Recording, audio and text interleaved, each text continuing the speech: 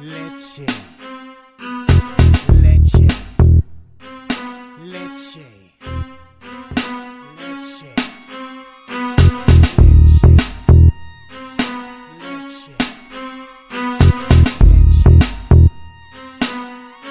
Introducing Pubcoin. Pubcoin is the rewards program for pub sports contributors. Regular chat contributors share their play of the day, POD, in the YouTube chat, including the phrase POD in their message. At the end of the week, the amount of units earned are converted into Pubcoins. Pubcoin can be used as reward points for prizes, shop discounts, and contests. Hey, what's going on, y'all? It's Mills here, Pub Sports Radio. Do you guys want to challenge the personalities here at Pub Sports Radio? Do you guys think you're better than them at entering in your MMA predictions and picks? Would you want to get paid for it? $100? Here's how you do it, man. You sign up right here at the link below. It's just this easy. PubSportsRadio.com. Enter your email. Pick your weekly picks. That's it. Oh, and you get bonus points if you can predict how they're going to win in what round. Every single week, a new winner's getting crowned. So every Saturday on Pub Sports Radio. So come on and check us out. You can win $100 just for signing up. Only thing you need to do is see if you can beat us here at Pub Sports Radio by entering your UFC predictions and picks weekly. Do it. I dare you. See you guys soon.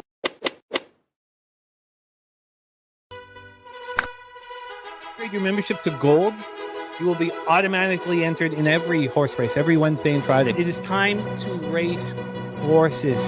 We are racing camels today. Shout out to the gold members. We're racing in San Antonio immediately here. And we're off. 2 minutes, 74 canals on this racetrack. It's wide.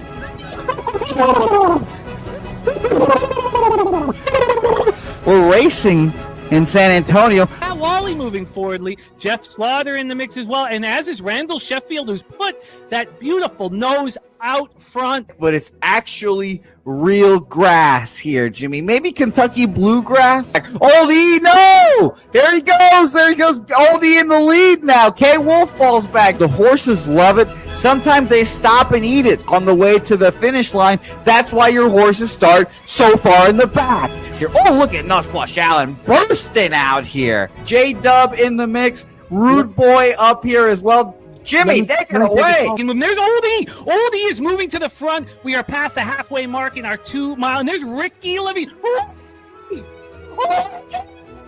Oh my goodness, he's in the mix here. Jimmy, take it home. This is our first dog race ever. 19 seconds left in the horse race here. It's Fernando Mendoza trying to find the wire. 14 seconds left. Can Fernando Mendoza take this home? Here comes Kenny Kencan. Kenny Kencan wants a piece of the pie. Put his schnoz up front. Ricky Bobby, 9 seconds left. Can Donut Silks make a run? Can Res Mall make a run to be $50? You son of a bitch!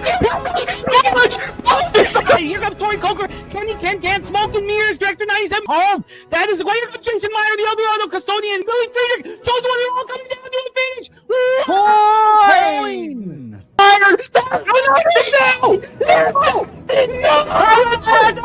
Nowhere! Oh no! Fanatical Jim!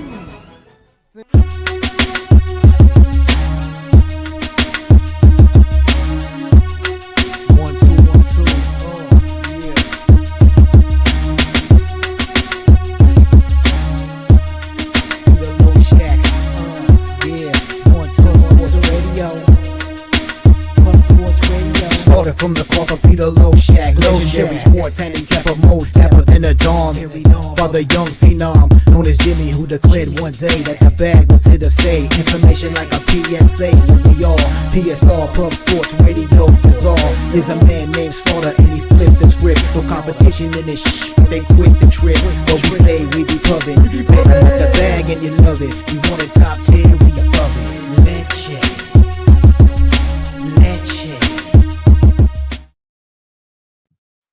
Yo, what's up, everyone? Sorry, I'm a little bit late. I just got into the studio here. Welcome to Sports Radio. Jimmy the Bag, how you doing? We got a nice show today, conference tournaments, which is always very interesting. What's going on, Jimmy the Bag? Welcome, everyone. Yes, welcome everyone. What a difference a week makes, Pete. I just this was the single worst week last week in terms of units won loss that I've ever had in my life. Really? Why? From NHL or from what?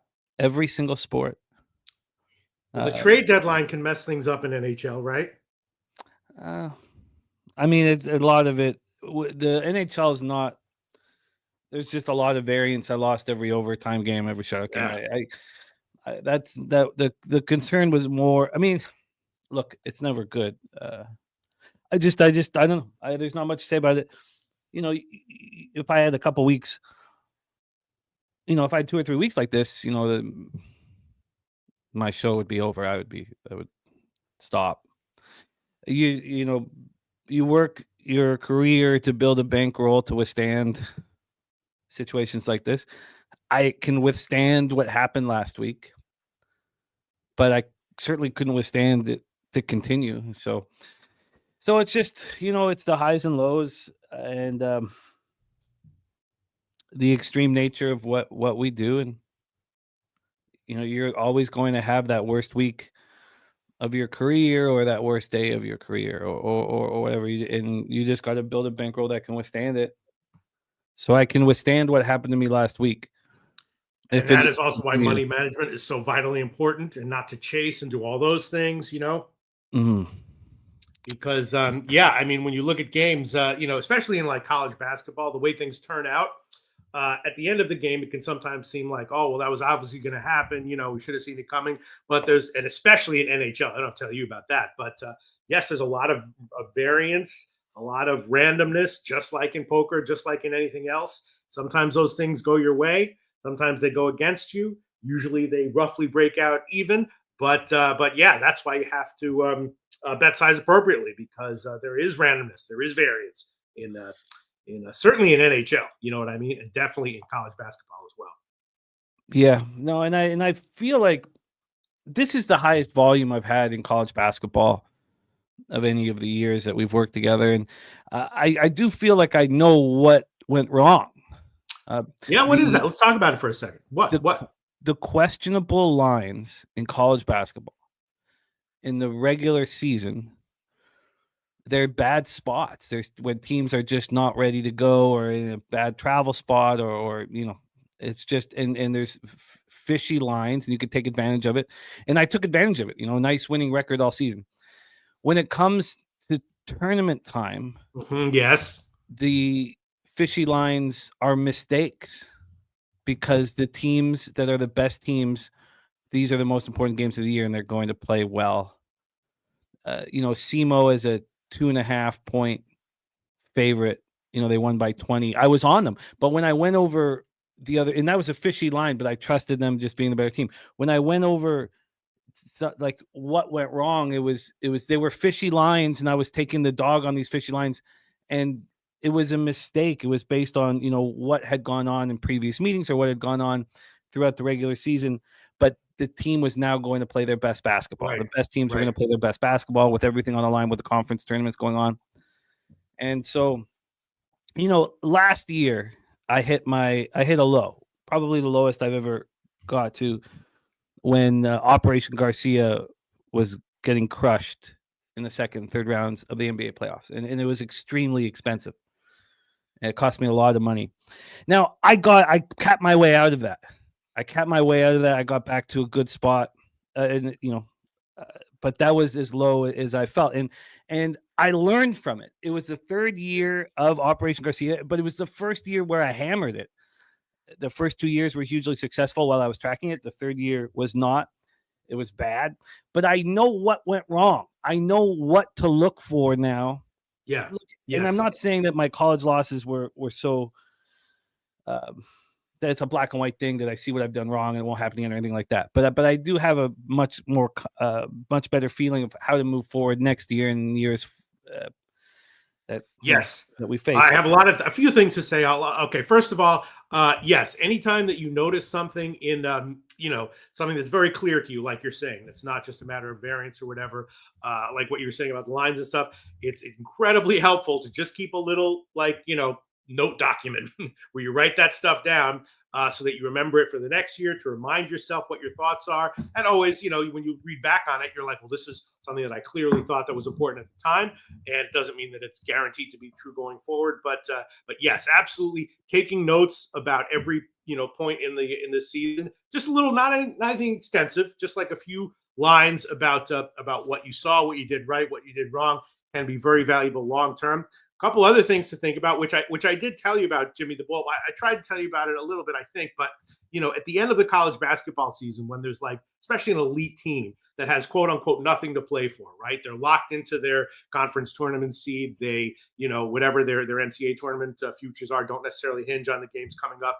It's very easy to think like they have literally nothing to play for, so probably we should fade them, which sometimes is true, but a lot of times is not true at all. You know what I mean? We saw that with Akron in the MAC. You know what I'm talking about, Jim? Oh, Akron was the first game that I was thinking of. Right. And then when it comes to college, when it comes to tournaments, first of all, anytime you have a unique situation psychologically, first of all, appreciate that it's unique, and so expect the unexpected. You never, unless you're like, the water boy of the team or whatever, you have an inside information, you never really know who's going to show up and who's not, right? So tread lightly, expect the unexpected. And then the third thing I would say is just always keep in mind what you just hinted at or alluded to, Jimmy the Bag, which is that when it really matters, elite teams a lot of times are way better than you thought they were. In general sports betting rules, I find are very good for the middle 80% of teams. But when you're talking about the elite teams, or maybe sometimes the bottom 10% of teams, the rules can change. So keep that in mind. When you're handicapping stuff, for me, it's like handicapping elite teams is a separate category. You know what I mean, Jim? Yeah, no, it's well put. It's well put. Yeah. And for example, I first started to notice it in like the SEC, right? When I would see like an elite SEC team on the road as like a 14.5 point favorite against some other SEC team that was ranked, like a 22nd ranked SEC team at home getting 14.5. And I'd be like, what's going on here? And then I would see how things turned out. And that's when I started to realize that elite teams a lot of times don't really show their true eliteness until it really matters. And so you can bet that both ways. You know what I mean? A lot of times they are overvalued as a huge favorite in a game where they could win by 50 if they wanted to. And then, as you just said, like when it starts to really matter, be very careful about fading elite teams giving a lot of points. You know what I mean? Yeah, no, I know what you mean. I know what you mean. And but it also took me to a pretty dark place. Over the last few, where it was difficult to remember that I'm also a father, that I have a family, that they don't need to have their life dictated by my success or non-success as it was. So it's been a really difficult week. It's been a real difficult weekend. It's just that kind of thing. The car broke down out of town as well. It just sometimes feels like when it rains, it pours. But people have to deal with much, much worse and much more difficult things than what I'm going through right now. And, I have capped my way out of the worst problems in my life. It's probably not a healthy thing to think, oh, don't worry, I'll just cap my way out of it. But these stakes have become very, very high now for me to succeed. And we have Pubapalooza coming up in a week and a half. So I'm going to try to get out of it. Like, I see funny stuff here in the chat and I can't even I hear you. But, Saturate asking if Jose ordered his Fields jersey. I was shocked to see them sign Fields for $40 million for 2 years. Billy Friedrich, we got Stacks play today in with TCU and Albany. I've copied and pasted all that. Gerald Jones gifting a Pub Sports Radio membership. Gerald, thank you so much, my man. It means a ton to us. Armchair MMA, Big Ink was easy money. Billy Friedrich gave us a Lemos. I did cash with that, so that did help that Saturday night a bit. When I watched the two fighters come out, I was like, oh, I see what Billy sees immediately. Just an old vet against a child is what it looked like out there, and it was great stuff. He's got Montana State plus 5.5. Morgan Spooner in the house with TCU, Cal, Siena, and Vermont. We have a respect play day, Nickel State first half, and we've got to work really quickly here. Sure. Billy Friedrich, it was helpful. It meant a lot to me. I tried to message you, but I don't know if it was the booze. I don't know. I couldn't find the B free X handle. I was trying to find it to message you to thank you. King Al in the house. Thank you guys for joining us up. Look, I don't know what to tell you. I don't envy the people in our industry that don't bet. They just give out their picks and they get paid for their picks and they don't have to bet and they don't need to mess with their bottom line. I remember the first time I heard that from a tout was when we were in Costa Rica in 2017 at IFBC, first IFBC, and it blew my mind. I literally had to go outside and be like, "Are you kidding me? That guy doesn't bet." I just couldn't even it blew my mind more than anything. And I was like, okay, wait, this industry is a lot different than I think it is. But when you spend your life, building a bankroll and then it gets fucking destroyed in 1 week, it's tough to take. It's tough to take. So, and it's not destroyed at a point where I'm screwed right now, but it just means that the stakes couldn't be higher for me to succeed right now. So let's get to work. We're gonna have to work real quickly. NHL, I know I'm gonna end up, up 20 units in NHL, and that won't include cashing with the Stars to win the cup, which I expect the Stars to play the Panthers in the Stanley Cup final. I'm sure Tampa wants a shot at the Panthers, and we have Ekblad now with the 20-game suspension for PEDs. So, but even that, a 20 unit, let's say a 25 unit swing is 7K, 7.5K, which can get me back in a much more comfortable situation. But right now, there's no safety net. Right now, I'm rock climbing with no safety net. If things go wrong, the consequences are pretty heavy. So let's get to work. And Guillermo Zerdugi saying, Pete, 8 days away. God, I'd love to be thinking about that. But right now I'm thinking that I have to win today. Right now I have to win. So let's get to work, Pete. Let's get into it. Because I can't. I feel bad like making jokes and being lighthearted and shit, Jimmy. No, you should. Everybody should just do what they do. I can find my way through this shit. It's not the first time I've been through it. It's just that I really had put myself in a pretty good situation, and for it to happen so quickly. I mean, it just happened so quickly. It was just every single day. And, when I send in the numbers to the local, it's astonishing. Like, I was just astonished. I was like, Jesus. So it is what it is. Let's get to work. And I've been watching a bunch of movies that I never realized were so good recently. One of them is Rounders. And this is reminding me of that fucking scene in Rounders, the opening scene, the opening card scene, where John Malkovich goes, "Aces fooled Mike." And Matt Damon's just sitting there like, I just lost my tuition money. Yeah. Yeah, it's the world that we live in. I'm coming off the worst week I've ever had in terms of units. That's another thing I have to remind myself. Look, I didn't just lose 10K one bet. So I mean, I don't know. And there's another. Okay, one more joke. All right, Jim. Sure. There's another sports betting factor that people don't talk about nearly as much as they should, which is don't have kids if you're going to be a sports bettor. You don't want to have them just because they're going to follow in your footsteps. There's like 8 reasons why you shouldn't have them. Half of them not related to your bankroll. But yeah, it's amazing. What I've done since I was 17 is stand-up comedy, acting and gambling. What I've done, and I'm now 45. So what I've done, 25 years, I would never wish this on my children. I mean, that's fucked up, but that's your life. You live the kind of life that you would never wish on your children. But this is what I chose. This is what I dreamt of. I'm so honored and excited to cap with you guys. It's just real. That's all. It's just fucking real, and it hurts and it stings and it's embarrassing, and it is what it is. We don't need to dwell on it anymore. Let's start capping and let's get paid. But if there's like a heaviness to my shit, you guys know why. That's all.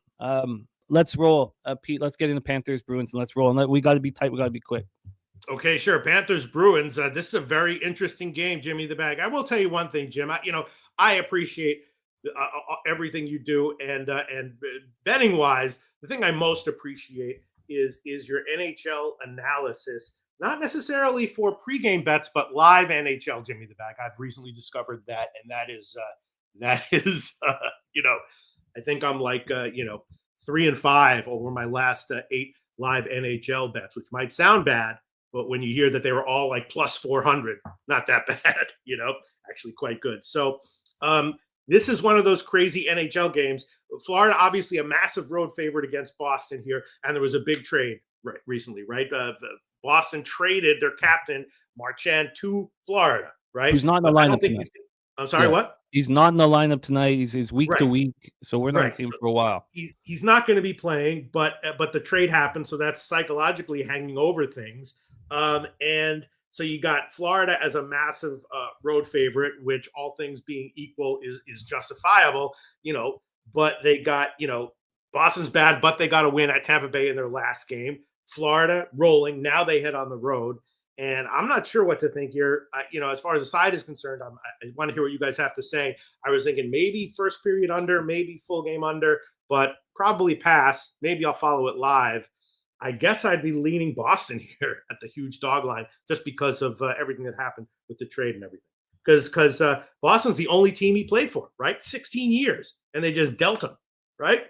Yeah, they dealt him. I mean, they certainly put him in a great situation. But it must hurt. I mean, look at the Bruins. I mean, the only guys that weren't ditched were guys that lost their careers to knee injuries, and Cam Neely and Bobby Orr. Every other great Bruin was ditched at some point. So they've never held on, except for Bergeron. What am I talking about? Of course, Patrice Bergeron jumping my head. Okay, sorry. So that doesn't quite work. Let's roll here. The Panthers open up minus 211. They're now minus 220 and 9-cent move. I think it's a pretty sharp line. I don't think that they should be bigger favorites than that, especially coming after this whole giant home trip. Their total is at 5.5. There's been a 2-cent move to the under. I kind of like the under, but it isn't enough for me with this huge card to bet it. I do have an under on this card. Bobrovsky, 27, 13, and 2, 2.49 goals against average, 907 save percentage, 4 shutouts. Swayman, 19, 21, and 6, 2.93 goals against average, 898 save percentage, 4 shutouts as well. Nate Dogg, 420 on Florida on the puck line. Reinhart to score, and Barkov for an assist. Redbeard on Bruins team total under. I wish Marchand was in this game. I wish this was the most electric night, at TD Garden, but it's not. It's not. Florida's power play is strong, but it's changed quite a bit. You don't have Tkachuk in front of the net. You're not going to have Ekblad, who wasn't always on that first unit, but now they have Seth Jones going to be playing for Ekblad basically and playing 25 minutes a game. 81% penalty kill. Boston, 15% power play, 77% penalty kill. It's really too bad that Marchand's not in the lineup. When you make a trade deadline move, you got to get these guys to get a rhythm with their line mates. It does hurt them. I mean, they think they can just flip the switch and have Tkachuk and Marchand in the lineup in the first game of the playoffs, and maybe they can. But it's certainly not how you would like to have it if you were coaching the squad. So Boston sends Marchand to Florida, Charlie Coyle to Colorado Avalanche, Brandon Carlo to the Leafs, Justin Brazeau to the Wild, and Trent Frederick to the Oilers. So, yes, it was a shock that they beat Tampa 4-0 on Saturday night. It's amazing what happens when you take Victor Hedman out of that lineup. They had lost 3 straight, the Bruins, an 8 of 9. And Koepke, put up 2 goals against his his former team. Swayman made 26 saves. Casey Middlestad being passed around quite a bit right now, which is a problem. There's something wrong with players that get passed around like that, unless they're old vets getting picked up on the trade deadline by a team that's winning, not being kind of given up upon, as has happened now with the Avalanche and the Sabres. Middlestad had an assist. He's going to play more. Yoki Haru is going to play more. Yoki Haru had 7 shots on goal in 1838. They don't have McAvoy. They don't have Lindholm. The Panthers coming off sweeping their 5-game homestand in dominant fashion. After beating Edmonton 4-3 to start it, they went on to defeat Calgary, Tampa, Columbus, and Buffalo by a combined score of 12-1. That's how good they're playing right now. Closed with a 4-0 defeat of the Sabres on Saturday. They've won 6 straight and 8 of 9, and they now begin a 6-game road trip. The big story yesterday was Ekblad, of course. 20 games for violating the league's performance-enhancing substance program. They've got to fix this because, the Shane Pinto got suspended for 41 games making sports bets. None on hockey. None. I mean, a 41-game suspension for betting on other sports in a 20-game. Wait, I actually missed this. When did this happen? For what? Pinto? When did that happen? About a year and a half ago. Oh, right. Okay, right. Yeah, happened a year and a half ago, I believe. Last year he got to play. I think the suspension ended halfway through last season, but it just doesn't make sense. 20 games for PDs, 41 games for betting on a different sport. It's stupid. But Ekblad was rolling. I mean, it's no surprise now that it's HGH or whatever it is. He was playing really well. Three goals, 36, 90 hits, 64 block shots. He was playing 23-31 a game. So, look, I don't want this. I don't want this. It just doesn't really appeal to me. Slatsy says Panthers gone under 6 of last 7 games and under 5 of last 6. Maybe that is the bet here. I wish there was the energy in the crowd. Maybe it's just the under 5.5 is the bet.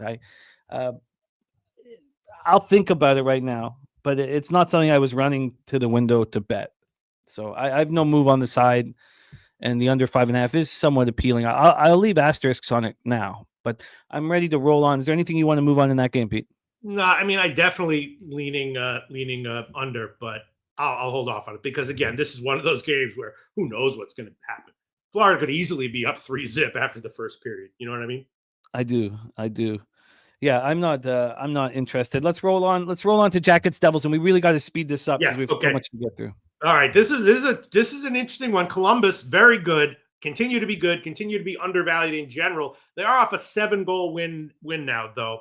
New Jersey struggling a bit, and at the line, I gotta lean Columbus, but I didn't bet it, and it makes me nervous to bet Columbus off of that kind of a win. I was thinking maybe about the under and maybe New Jersey team total under actually, but before I pull the trigger on that, I want to hear your take on New Jersey in general. What would you say to New Jersey Devils team total under like 3.5 at the big favorite line? I like it, but the Blue Jackets dominated the Rangers on Sunday, and the Rangers still scored 3 goals. So right. I look, I think this Jackets coming off a 7-3 win at the Rangers on Sunday, it's not a bad thing. Any other team, I would say it's, do you want to back a team after they've done? No, the Jackets are playing important hockey in March for the first time in all of these players, except for Boone Jenner. All of these players' careers and Werenski. Werenski was there before as well. But it's just exciting to come to the rink. There was such a cloud, there was such a heaviness over this team with what happened in the offseason with Johnny Hockey. I mean, these guys have just battled through all of this, and now you can make the playoffs. I was shocked. So this move around 4 a.m. was a big move towards Columbus, and then it came back. So this opened up at plus 145. Columbus at 5 a.m. was plus 135. Then it came back to plus 147, and I didn't get it, and I don't get it. There's still been like a slight move to Columbus. I don't understand why anybody would want the Devils here. And in general, they suck pretty much right now, would you say? Not that they suck. I'm not a key fan, but they're coached pretty well. They've handled, Hischier is now going to play 27 minutes a game with Hughes out. You have Siegenthaler and Dougie Hamilton out. It's not that they suck, but I still don't think they're going to make the playoffs. And they're like plus 750 right now to not make the playoffs, which is a surprising number. Merzlikins against Markstrom. Markstrom's looked pretty good since coming back from injury. Merzlikins 22-16-4, 2.99 goals against average, 897 save percentage, 1 shutout. Markstrom 21-12-5, 2.34 goals against average, 907 save percentage, 3 shutouts. Columbus 20.6% power play, 75.3% penalty killing. Devils 28% power play, 76.2% penalty killing. As we said, Jackets snapped that 2-game losing streak with a 7-3 victory at the Rangers on Sunday. This is the final game of a 4-game road trip, and there was really no travel, obviously, because it's now the Devils after playing the Rangers. Monahan and Cole Sillinger, 2 centers that are week to week. If the Jackets make the playoffs, Zach Werenski deserves the Norris Trophy this year, and he may even win it if they don't. Leads the team with 68 points in 62 games. He's a plus 15. Fantilli is, coming off the hat trick, and you need to have him with confidence. The Devils snapped their 3-game losing streak with a 3-1 win at the Flyers on Sunday. I personally, I just think this is a great opportunity with implied probability to bet the Columbus Blue Jackets. And that's what I did. And I don't think winning 7-3 over the Rangers was a, pop and champagne moment. They're in a playoff race for the first time for a lot of these young players in Columbus. Right. And the Columbus fans are excited and they're excited. And the Devils know they have no chance this year. They have no chance. Their team took on money for no reason because they know they have no chance this year. They bring in a defenseman just to keep the floor at a decent spot, So I think this is a must bet Columbus, and I did, and I got plus 140 on it, and I'm comfortable with this hockey game. Columbus is a better hockey team than the Devils without Hughes and Hamilton, and so I'm on the Columbus Blue Jackets here, Pete. All right, I'm gonna take New Jersey Devils team total under 3.5 minus 125. We'll take it. We'll see how this turns out. Wow, that's a great number. Well, yeah, not a good sign that it's such a great. That's a live number right now. So obviously, No, that's a great number. 3.5. What was the juice? Minus 125, and I haven't even fully shopped yet. I like that bet, Pete. I like that bet quite a bit. I'm interested in joining it. I'm already on the Blue Jackets, but I like that bet a lot. Let's roll on the Senators. All right, we're gonna bet this now with appropriate bet sizing. Jimmy the Bag, bam. More action coming in from the Cappers in the chat. Great to see Foxy. I'm copying and pasting all of this action here. Let's roll on to the next spot, Pete. Yeah, that was line shopped, by the way, because like a couple of offshores have like 130 and 140. So, but this is a legit book, 125, and I will take that. All right, next game on the card is Ottawa Philly. Another interesting one, right? Because Ottawa on a back-to-back beat Detroit 2-1 last night. They've now been winning, but they've been close. And again, Philly really bad. 4 straight bad losses, all at home. Question is, how bad is Philly now after the trade deadline and the situation and the makeup of their team? Are they an auto fade? I don't know. Very low dog line for them. The first line I saw was like plus 105 or whatever.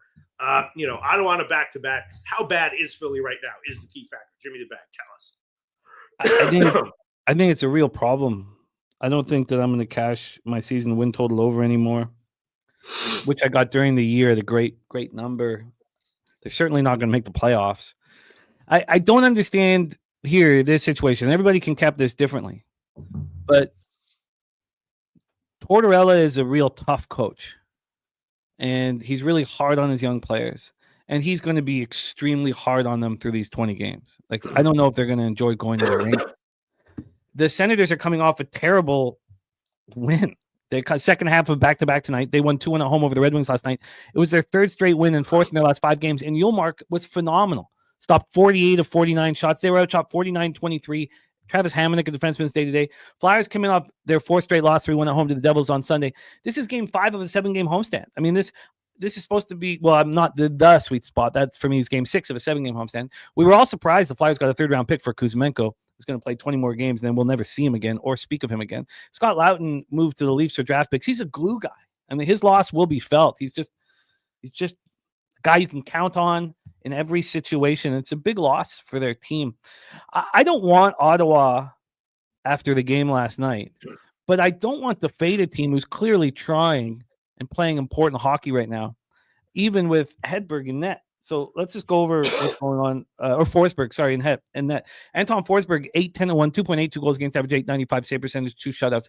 Now, he can handle this different. Like, it's all about the character of a goaltender when you watch your number one have a truly phenomenal game. Does that pass over to you? Do you then take the baton and be great? Or is the pressure and the stress and not and the questioning in your head, I'm not good enough, I'm not as good as Ullmark, come into play? I don't know where Forsberg takes this, but I can't fade a team that's trying and cares against a team that is playing poorly and doesn't care about winning. So, and I don't like the situation for Ottawa, so I'm off of this game completely. Because you know what I'm thinking here is maybe Ottawa team total under. You can't get 3.5, 2.5 at plus money is But what I can get. Fedotov is confirmed for Philly, says Billy Friedrich. Urson's been terrible. Yeah. He's been bad all year. Fedotov has a chance. And, I'm higher on Fedotov than a lot of people. Jay Vegas says Flyers open up plus 105, now at minus 105. So let's just go over those numbers. This total of 5.5 minus 109 to the under. So there's been a 10-cent move to the under. I wonder if that will change with the Fedotov announcement. And then Philadelphia now is back at plus 104. So they opened up at plus 104.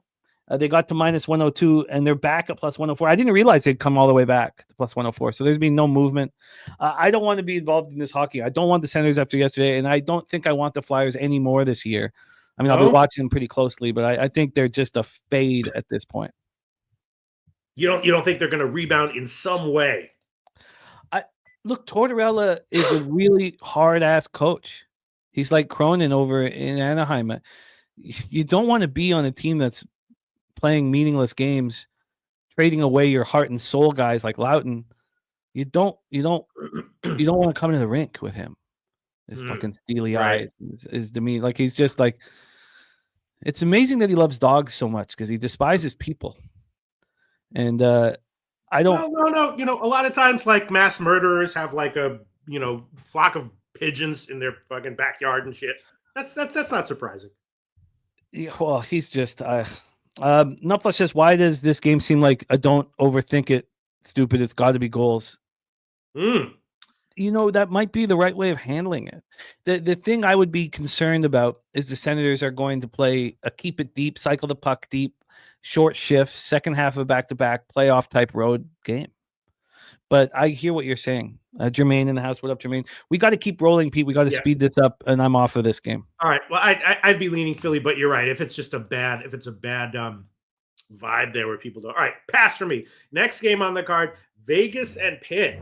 Vegas great, but awful loss to LA. And I did have Vegas in that one. Okay, I had a -1, pretty big. Pitt bad, but awful win at Minnesota. And I did have Pitt in that one as a small dog at Minnesota. This is a huge, huge line here, obviously. Pitt bad, Vegas good, Vegas off a loss, and Pitt bad, but off a win. And Vegas beat Pittsburgh 4-0 last Friday, 2 games ago. So this is a crazy spot. I was thinking under. As far as the side is concerned, Pitt as a huge dog, I don't know. I cannot bet Pitt against Vegas in a full game, even at that line. I was thinking about under, though. I get that idea here. The people, there's a ton of people very high on Vegas, and now you'll see who they are on the road. They've won 14 out of 29 games in regulation on the road. They're not that good of a hockey team. I've been saying that over and over and over again. They're excellent at home. They're not that good. Aiden Hill, 23, 11, and 4, 2.60 goals against average, 904 save percentage, 3 shutouts. Yari has had a bad season, 9-8 and 4, 3.20 goals against average, 890 save percentage. He's playing for his career right now. Vegas power play 28.5%, penalty killing 76.2. Pittsburgh power play at 24.2 and penalty killing at 78.9. This line's moving towards Vegas. It's come back. So it opened up at -203. I thought it was moving there, but it's not. It's back at -205. In fact, it went down to -197 at one point. This total here is at 6.5 or 6. I mean, if you want the juice on the under, you take the under 6.5. If you want the juice on the over, you take the over 6. I think that 6.5 to the under is too many points. Maybe too many goals. I think maybe under 6.5 would be something that I would think about here. Vegas comes in off a 6-5 home loss to the Kings on Sunday to snap their 4-game winning streak. It was the final game of a 5-game homestand. They continue to play without Wild Bill Carlson and Shea Theodore. After being outscored by Colorado and Vegas by a combined score of 8-1 to start their 3-game road trip, the Penguins finished it off with a 3-1 victory at Minnesota over Marc-Andre Fleury on Sunday to snap a 4-game losing streak. This is game 1 of a 5-game homestand. Tommy Novak, day-to-day with lower body injury, is depth center. Defenseman Pierre Olivier Joseph out with an upper body injury. I'd love to be able to take Pittsburgh here, but I don't ever want to bet this Pittsburgh Penguins team. I don't want to bet on them again. They're not a good team. I don't want the Golden Knights on the road at this number. I think that under 6.5 is probably the right way of looking at it. It's gotten bet up from the first number I saw, which is not a great sign, I guess. But I'll take it right now. Quoting a line here: 6.5 minus 119. Under 6.5 minus 119. Yeah, I don't mind that look at all. I'll spend a little bit more time on it. Let's roll on to the next spot on the board. I did bet this one. All right, let's see. Where's the next game? Oh, really? Wow, because this is Tampa Bay, Carolina. Unless you took the under, but this one is like very, very interesting, a fascinating game. Tampa Bay, obviously great, but off a shutout loss at Boston to Boston, and at home to Boston. And Carolina, we talked about them for a while. They seem clearly overvalued to me, and that did seem to that proved to be roughly the case. And in general, I made some units fading Carolina. Now though, they've won 4 in a row, right? They got a lot of new pieces in their lineup, in their roster, and maybe they are coming together now. Although, they won 4 in a row, but they were all kind of close, and they were all favorites. A couple of them, they were a huge favorite. They weren't getting blowout wins. So I really don't know exactly what to think of Carolina at the moment. My thought was under. If you bet under, I understand that. If you bet anything else, I really want to hear why. I bet the Lightning with confidence here. Svechnikov is not going to play, we don't think. And I don't think Dmitry Orlov plays. It's very important to find out who is in between those two defensemen. And I also think that Victor Hedman is in. He was on the ice for pregame line rushes. He's dealing with a lower body injury that kept him out on Saturday. So, of course, keep him out on Saturday. Then he's got 3 straight days off, Saturday, Sunday, Monday. Billy Friedrich saying Orlov, he's 100% sure that Orlov is out. Those are 2 big losses for this Canes team. Vasilevsky is playing like a Vezina winner right now. 2.25 goals against average, 921 save percentage. Kochekov 23-11 and 3, 2.47 goals against average, 904 save percentage, 1 shutout. I like the under. I don't think there's anything wrong with the under, but I like Lightning more. I like Lightning to come off of the surprise shutout loss and play very good hockey. Lightning are, comfortable playing up to the level of their competition. This is a really strong lineup now. Really strong. You have Glenn Denning as your 4th-line centerman. There's been seasons where he's been the best face-off winner in the National Hockey League. You have Point, Kucherov, and Gensel on the first line, Cirelli and Hagel on the second line. You put Bjorkstrand, an offensive playmaker, with these very defensive, accountable players. Yanni Gord centering the 3rd line, coming back to where he won the Cup. Nick Paul. Then you have 2 centers on that line. So that line's always going to be out in the most important times, most important spots. So I just think this is a great number on the Lightning. I do think that you're probably right. I mean, if you take this under 6, it's juiced, but it makes a lot of sense. It makes a lot of sense to also. All right, well, capping the cappers and listen to what you have to say makes things always seem a lot clearer to me. I'm going to take Carolina Hurricanes team total under 3.5 minus 159. That's high juice. I understand it. If they get to 4, okay. But Carolina, team total under 3.5 minus 159. Hurricanes team total under 3.5 minus 159. Gorky in the house, Pittsburgh, and Robert Morris for our guy Gorky. Thank you for sharing that with us and always supporting us, Gorky. You're a great friend of the channel, my friend. So thank you for that. I think that under makes sense. I think it makes sense. I'm very interested in it. I'm already on the Lightning on the money line. Let's roll on. Yeah, I mean, if Tampa Bay wins, well, they're going to win 5-4? Maybe. But what are the chances? I don't think so. No, I they think might win right. 6-1, but yeah, I hear you. All right, Carolina, team total I'm taking.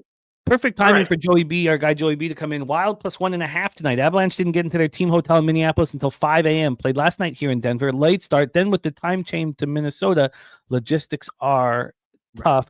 Kill me, do it now. Talking Cincy. We're going to get in that game very soon. Very, very soon. We're going to get in college basketball. But Joey B on the Wild plus 1.5. Why don't you set that game up for us, Pete? Yes. So he said it all. Avs on a back-to-back. They beat Chicago last night, minus 540 or whatever it was, but it was tied after it was scoreless after 2 periods, I think. Yeah. So to anyone who bet Chicago last night at minus 540, congratulations. Enjoy your winnings.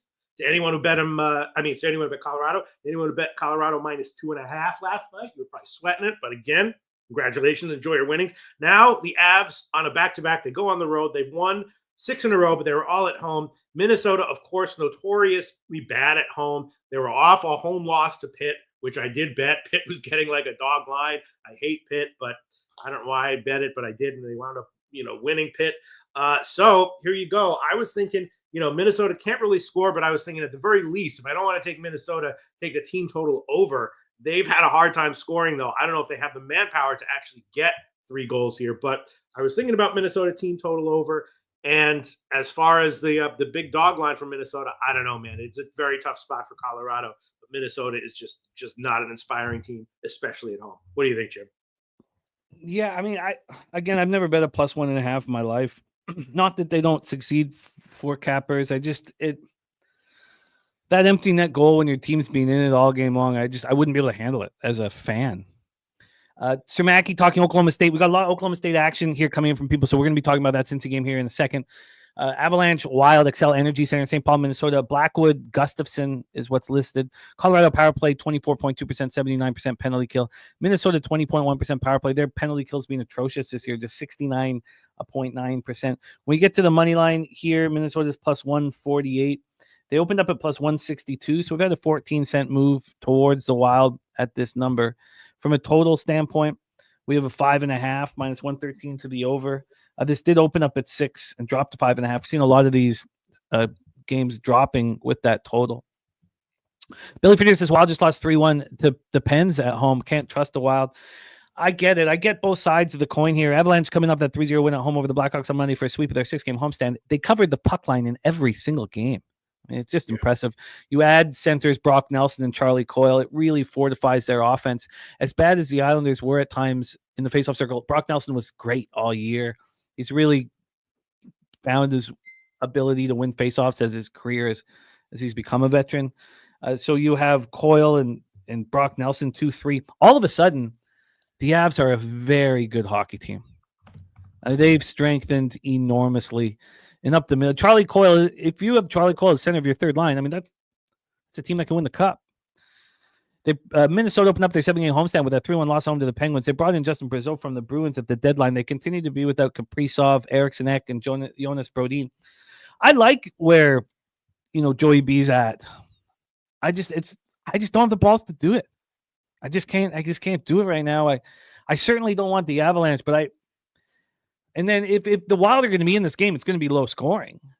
So I completely understand why Cappers moved on that under and got it down to 5.5 from the 6.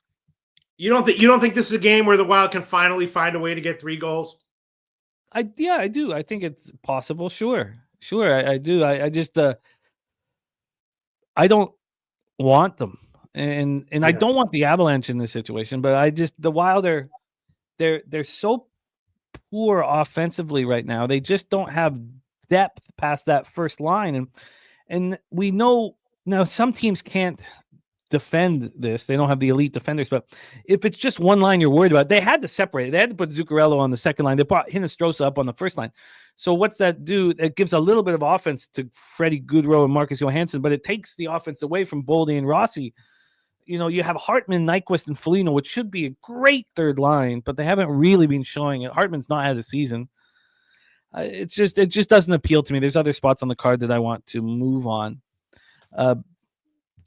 Mackenzie Blackwood in net. He's been good this year. 2.54 goals against average, 914 save percentage. Same exact save percentage as Gustafson. I'll cheer on Joey B. I just can't get there myself. Let's roll on. All right. Well, I love to shock the world with minus 110 picks, Jimmy the Bag. And I'm going to try to do it again here. Minnesota Wild, team total over 2.5. I'm actually going to take minus 106. Wild, team total over 2.5, minus 106. Looking to shock the world with a coin flip bet here. I mean, this has got to be a Wild spot, doesn't it? It just has to be. Has to be with the, it's 6 straight wins all by the puck line at home, and now you go on the road against a team that's struggling. God, I wish I had the balls. It'd be easy for me to say yes. Here's my pick number 6 is the Wild, but can I bet them? I'll think about it longer. It certainly feels like the right spot. Let's roll on to Rangers Jets. I've moved on this one. Okay, Rangers and Winnipeg. Whoa, this is another interesting one, similar to the other game that you moved on. If you took the under, I would understand that. Either side, I'm not sure because it's Rangers, Winnipeg. Winnipeg, obviously a big favorite. They are off a road loss at Carolina. They've lost, 4 of their last 6, but 5 of those were on the road. They're obviously a great team in a bit of a down spot right now. Rangers, I think they should be pretty good, though. They've lost 3 in a row. Last one was a 7-3 loss at home to Columbus. I'm not sure if exactly how to rank the Rangers right now. So that's a key factor here. Winnipeg obviously is an elite team, I think. So maybe you take Winnipeg here, unless the Rangers are an undervalued team that's coming off a bunch of losses themselves. I'm not sure. What do you think here, Jim? I moved on the under 6. I moved on with confidence. In fact, now this doesn't always work, but I was astonished there was a 6 up there. Astonished. After allowing 7 goals with Johnny Quick in net, I was just astonished that this was a 6. I got minus 120. I sent it in. There's some liquidity issues I have right now, so I sent it in. It was a couple cents more expensive. It could have got a couple cents cheaper if I bet it at penny. Shesty in net here. He's got to step up. Hellebuck is spectacular. We know he's going to step up. And even if it's Comrie, that's not going to bother me. Comrie's been excellent this year. I know the number will change pretty quick, but Rangers power play 19.2%, penalty killing 83.1%. Winnipeg power play at 31.6%, penalty killing at 79.6%. This is right where I got it. The under 6 right now is at minus 119. So this better not happen for college. It's moving slow here. It's back to minus 120.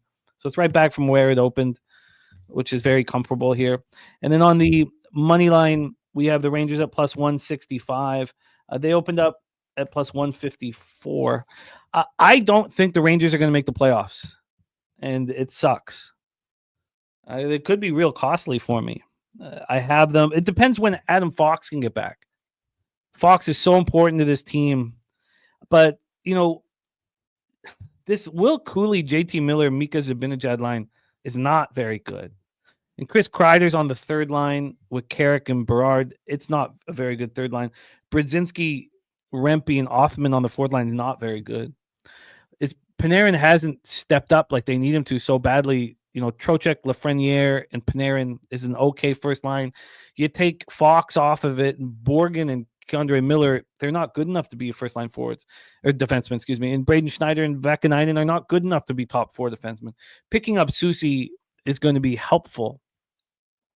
Slatsy says with you on that total under 6 of the last 7 Rangers Jets games have gone under in Winnipeg. And, it's not just Fox. It's out. Also, Adam Edstrom is out for them. They're coming off their third straight loss, 7-3 at home versus Blue Jackets. Now, 2 of those losses were in the extra session. Jets had their 2-game winning streak snapped in a 4-2 loss at Carolina on Sunday to conclude a 4-game road trip. And the Jets are a pretty healthy group.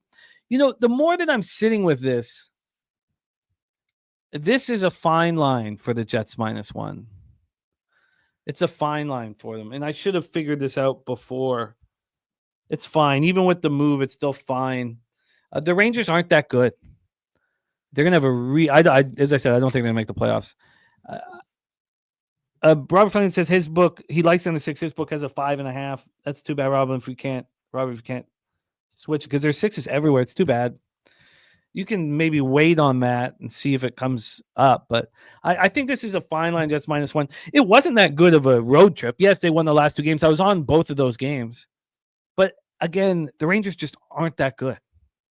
And if the Rangers win this game, I don't think it's 5-4, 6-5. I mean, I think I cashed the under. I think I should add the Jets minus 1, and I will.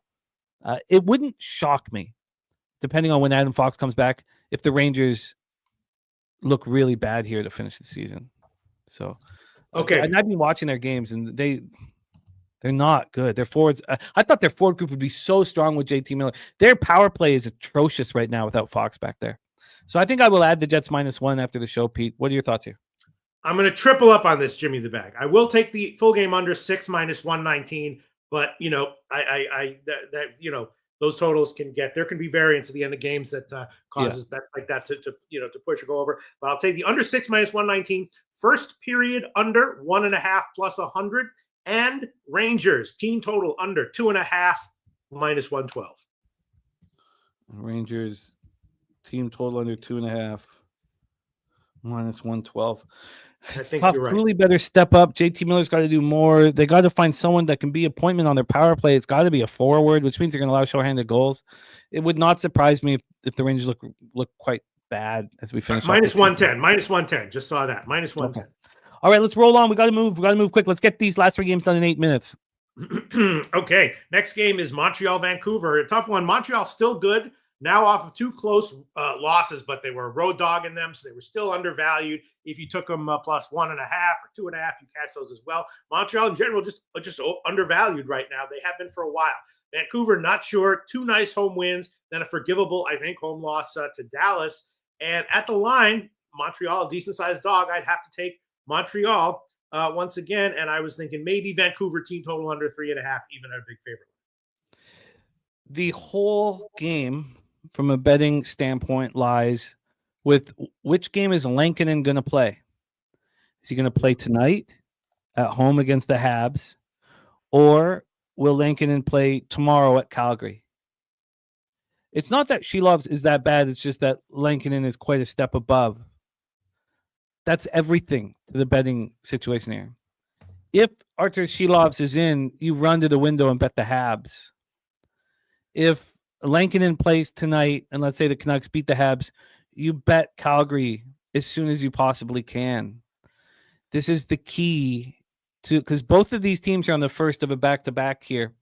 The Habs opened up at plus 124. They're now plus 127. Even if Lankinen is in, I may bet the Habs, but I just need to know what the hell's going on. And we also need to know what's going on with Quinn Hughes. It's Lankinen expected. Lankinen expected. Lankinen expected. Okay.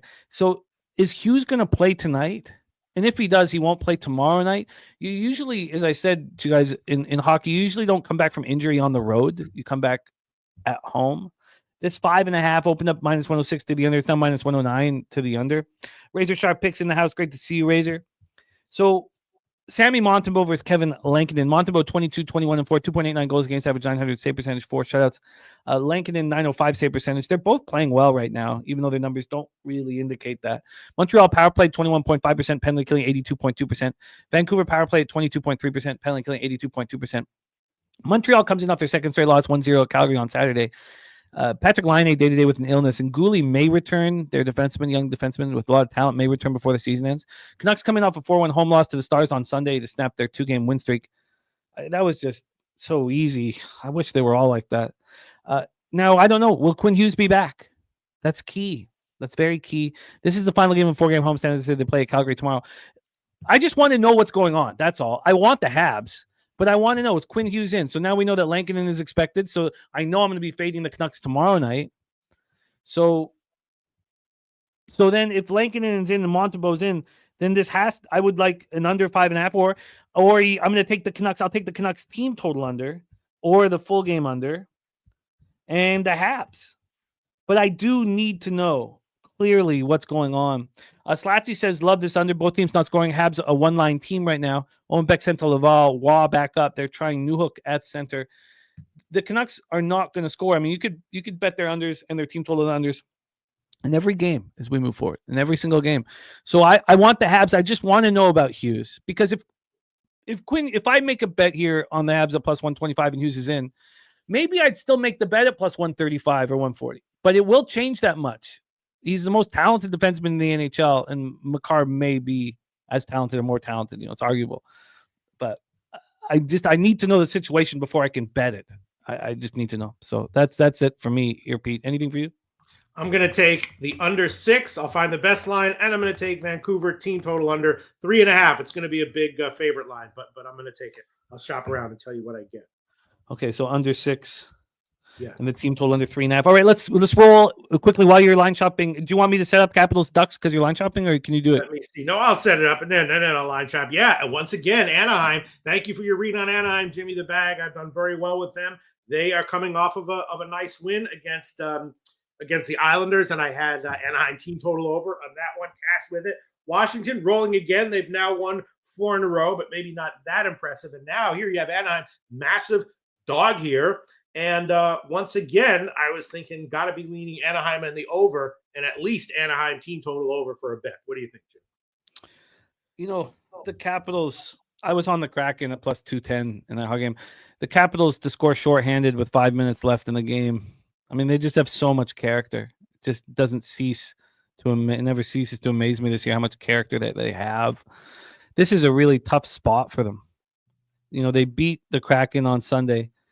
On Monday they fly out across the continent, and this is game 1 of a 3-game Californian trip. The Ducks snapped their 2-game losing streak with that 4-1 win that Pete was talking about versus the Islanders on Sunday. This is final game of a 3-game homestand. They play at Utah tomorrow night. So it is important to find out, is Dostal in goal for this game or is it Gibson? I don't think the difference is that big. Anaheim special teams are a problem. 13% power play, 73.7% penalty killing. This is the spot to fade the Capitals again, but if I only faded the Capitals in the first period, my ROI on them would be extremely different. LJ been cashing on the Caps in the third period, night in and night out, and they just have a ton of character. I mean, with Wilson and Prodas, you're big, and then you have the speedsters, like with Michael, and you have Ovi going for the record, and you have a defense. You have Chikrin happy. There's been a very no move, minus 187, minus 187. There's been a slight move on the Ducks as their lines got a little shorter. From a total standpoint here as well, you have a 6. It's minus 108 to the over.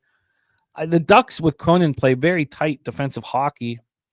I think that the under 6 is live here. I think the Ducks and the under 6 are live here. I just wanted to talk it out before I did it because it's so difficult fading the Capitals, and it's not. 14 losses in regulation this year.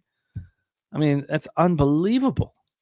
They're 21-7-2 on the road. I mean, how wrong was I about this Capitals team? They just continue to deliver. I guess I'm interested in the under 6, Pete, and I'm interested in the Ducks. I just don't know if I can get there. And again, it's been a rough week, so I'm a little hesitant to fire away. Are you firing away on anything?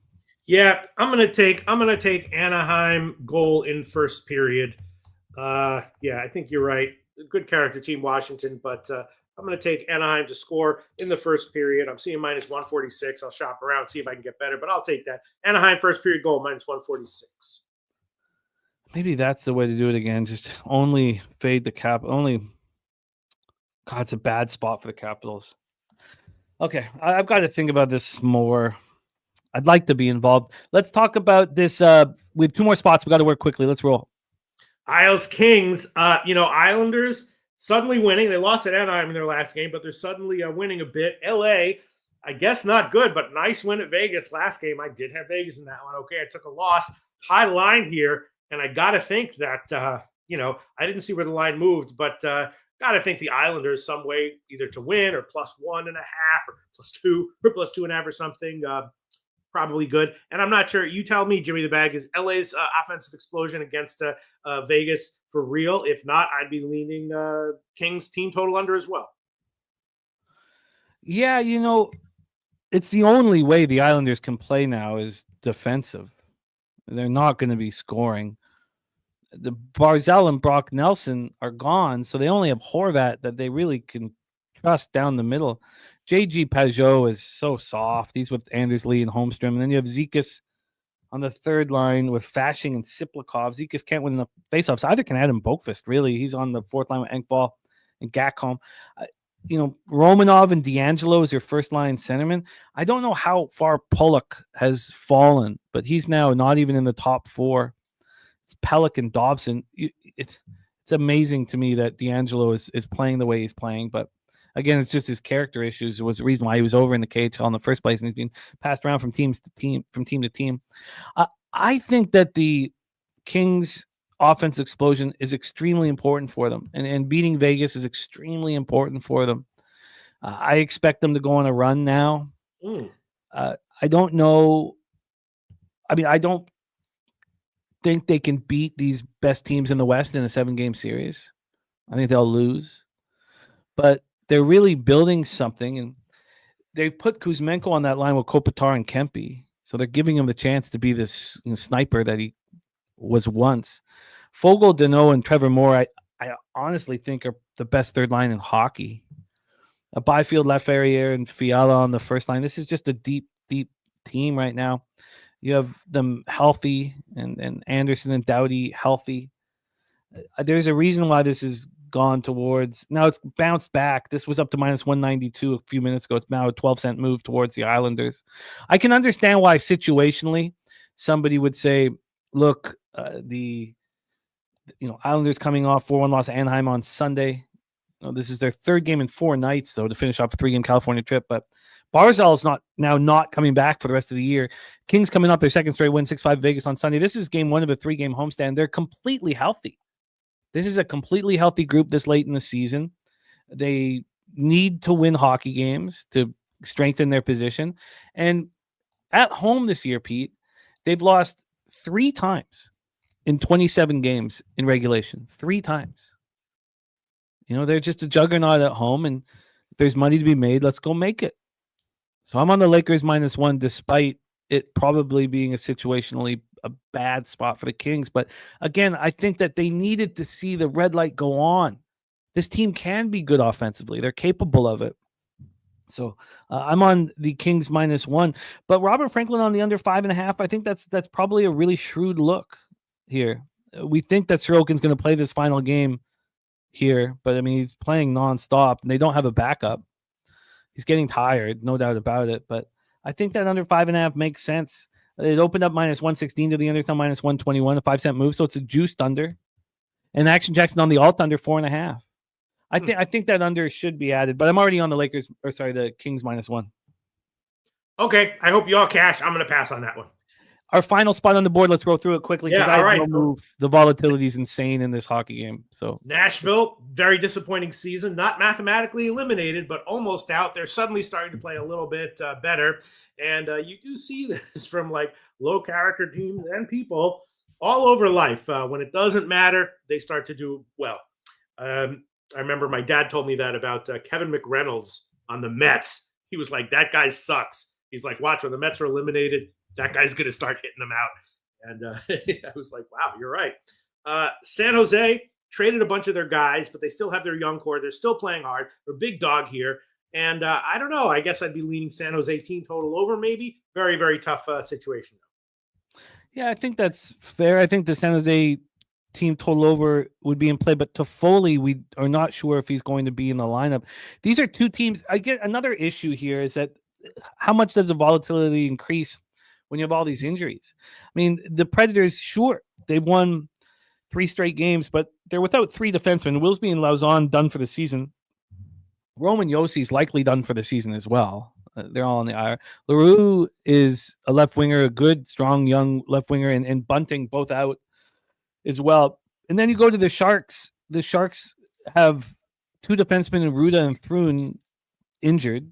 You have Toffoli day-to-day with a lower body injury, and so is Noah Gregor. I truly feel that the volatility is just ridiculous in this hockey game. Now, are there going to be goals scored? Probably. This opened up at 6.5, heavily juiced to the under, and it's still right there. It's not quite as heavily juiced to the under. I mean, I imagine there's going to be goals. Saros is being terrible, and the defense in front of him is terrible. And Georgiev is listed, and nobody's been as bad as him at .875 save percentage. Both power plays are strong. Nashville's penalty killing is somewhat strong.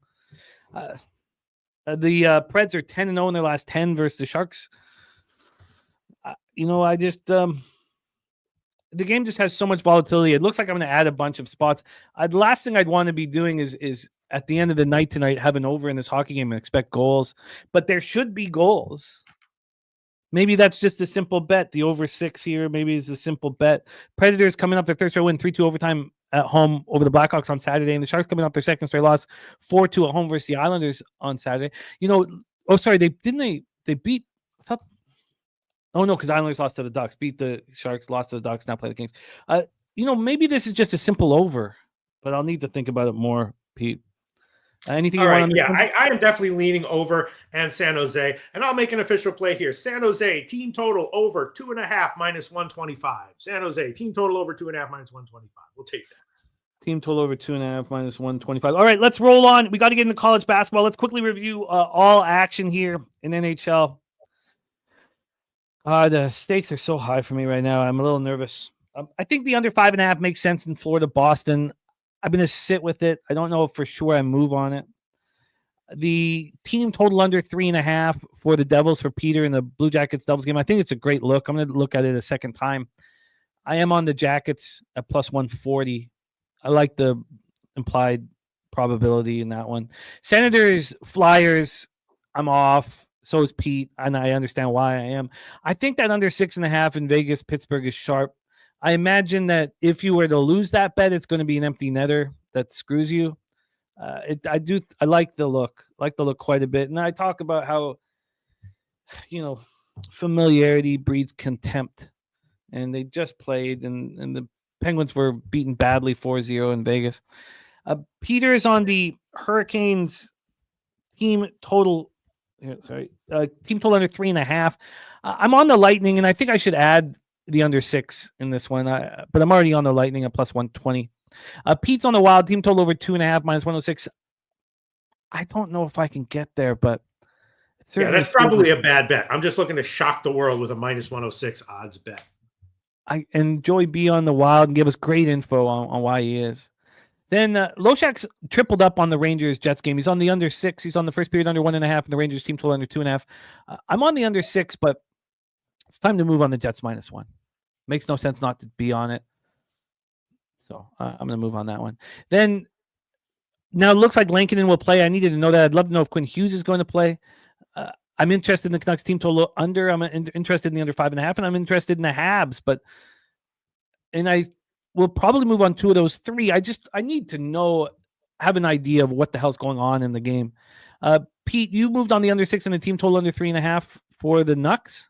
Yep, minus 141 on the 6 and minus 160 on the Vancouver team total under 3.5. All right. And then Pete's on the Ducks first period to score. That's a minus 146. I'm interested in the I got 138, minus 138. That's what I bet. 138. That's on the team total or for them to score in the first? Yes. Yeah, okay. Minus 138. Maybe it's Ducks first period and the under 6. And I think I should just if I'm going to fade the Capitals, just only fade them first period. Then I'm on the Kings on the minus 1 line. I got minus 118. I got minus 190 on the money line, plus 145 on the puck line. There's recently been a 12-set move towards the Islanders. I think I should move on the under 5.5 as well. Kemper's not playing very well right now, but I'm going to sit and wait on that one here. Thank you, my man, Rez. And then the over 6 is probably a move in the Predators-Sharks game. Now that we've talked it out, it does feel like the move. There's a ton of volatility in it. In Loshak on the Sharks team total over 2.5 minus 125. It's time to roll into college basketball, Pete. We have our first game popping off in 20 minutes. Let's make sure I have my phone here in case I want to make a move live. Let's roll here. Billy Friedrich made a move on 2 conference champs, Maryland plus 400 and Dayton at plus 450. We're going to switch things around a little bit here in college basketball. I will set these up. Are you ready to get into business here in college basketball? And how's your college basketball been going last week? I had a losing week in college basketball. I mean, I had some wins, but I had some big losses. College, the conference tournaments are, a lot of things that tend to work in other situations don't work in all the time or as much as they usually do in the conference tournament. So I had a losing week. I had some big wins and some big losses. Nothing crazy, but I had a losing week in college basketball this past week. I had a horrific week that closed with just awful on Friday, and I've not done anything since. So let's get to work here. We're going to really quickly breeze through these games as fast as we possibly can. We start in 19 minutes. Big 12 championship first round. Cincinnati Bearcats 17-14, 7-13 in conference play. At Oklahoma State 15-16, 7-13 in Big 12 play. All of these games are taking place at T-Mobile Center, Kansas City, Missouri. These teams just closed out the regular season with their lone meeting, a 78-67 victory for Oklahoma State at home. Oklahoma State was in control from the start. They had a 40-22 lead with 4 minutes left in the first half, but the Bearcats did mount a comeback. They trailed just 66-65 with 4.5 minutes left. The big outlier here statistically is both teams hit 7 3-pointers in the game that they just played against each other, except Oklahoma State only took 9 and Cincinnati took 28. That was the entire difference in this basketball game. It was a third straight loss for the Bearcats. It was their 5th in 7 games. And I like them here, but I wanted to see what was going on in the marketplace so we could discuss this appropriately. We have the Bearcats minus 6.5. I mean, it's a big line. They opened up at 6. They got up to 7.5. They were 7.5 at 9:51 this morning. Now we're back at the 6.5. So we've had a half-point move towards Cincinnati. It was surprising to see the amount of points scored on them. Cincinnati's been such a good defensive squad this year, and it certainly didn't look like against Cowboys. This total opened up at 139.5. It dropped to 138.5, but this was down at 137 until 9 minutes ago. We just went up 1.5. So a big move towards the over. Coin saying difficult to beat a team 3 times in the season. I thought that they only played once this year. Was I wrong on that? That's what I had when I looked at it. Maybe I just missed the spot there, but I'll double check on that one. When we get to the cash flow for this first game on the board, we have, come on, here we go. We have just 19% of the tickets and 20% of the cash on Cincinnati. On the total, it's 77 and 77 on the over. Bearcats' first half was the plan. Troy Torrance's last year in the first round of the Power 5 conference tournaments, totals under 140 were 7-0 to the under. Take it away, Pete. What are your thoughts on this one? Well, this is one thing that maybe I should do next year is conference tournament teams that are dogs. I don't understand it at all. I did bet them this year, but I should have bet them bigger, like Northwestern State yesterday. I didn't understand why they were a dog. I didn't bet it as big as I normally would have, and of course they cashed. Same thing with Troy against Arkansas State, and the same thing here. I'm not saying I expect Oklahoma State to win, but I don't understand the 6.5. I bet Oklahoma State in that last game against Cincinnati, first half and full game. That game also, I liked it a lot and didn't bet it as big because I didn't understand the line. I don't know. I'm liking Oklahoma State here. I know Cincinnati's, a team that's kind of pissed and they're coming here motivated, but Oklahoma State has a bunch of seniors on their roster. And, what? Yeah, I think at even odds, I would take Cincinnati at minus 110 to win the game.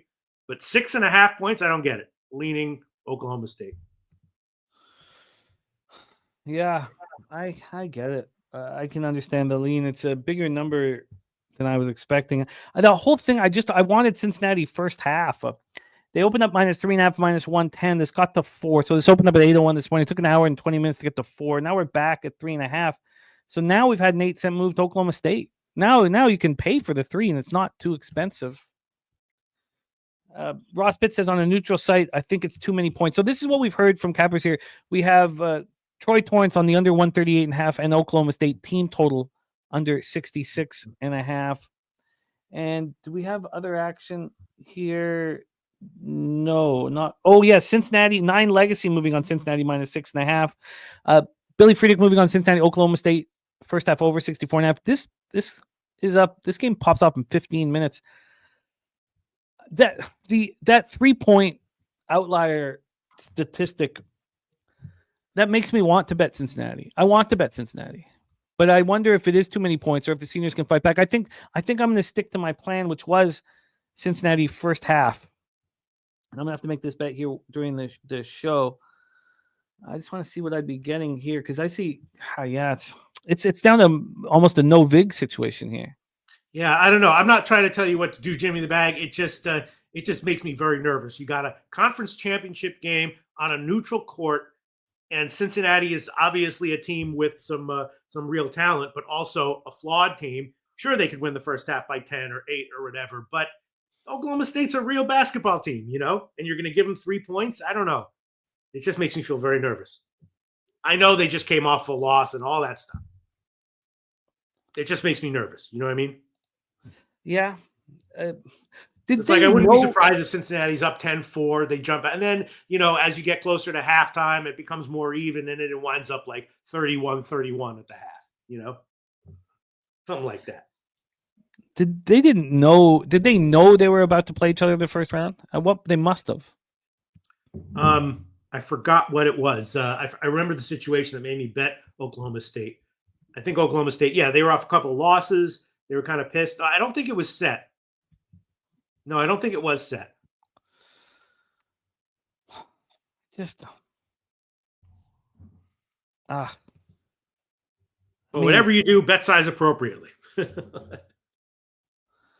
This is such an important game for Wes Miller. They think he could get bought out. Oh, there you go. Troy Torrance.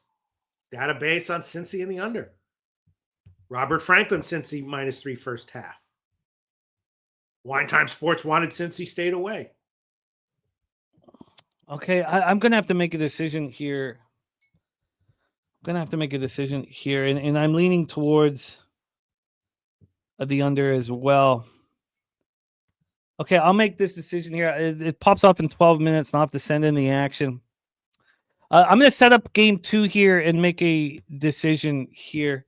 We are at 2 p.m. Eastern SWAC tournament first round. Alabama A&M Bulldogs 10-21, 6-12 in the SWAC at the Grambling Tigers 10-21, 7-11 in the SWAC. We're at Gateway Center in College Park, Georgia. These teams also just played. They just played on Thursday in a 67-51 Grambling home win is 5.5-point favorites. That's Grambling's only win over the last 5 games. All these games are being played in College Park, Georgia. So we have the neutral site.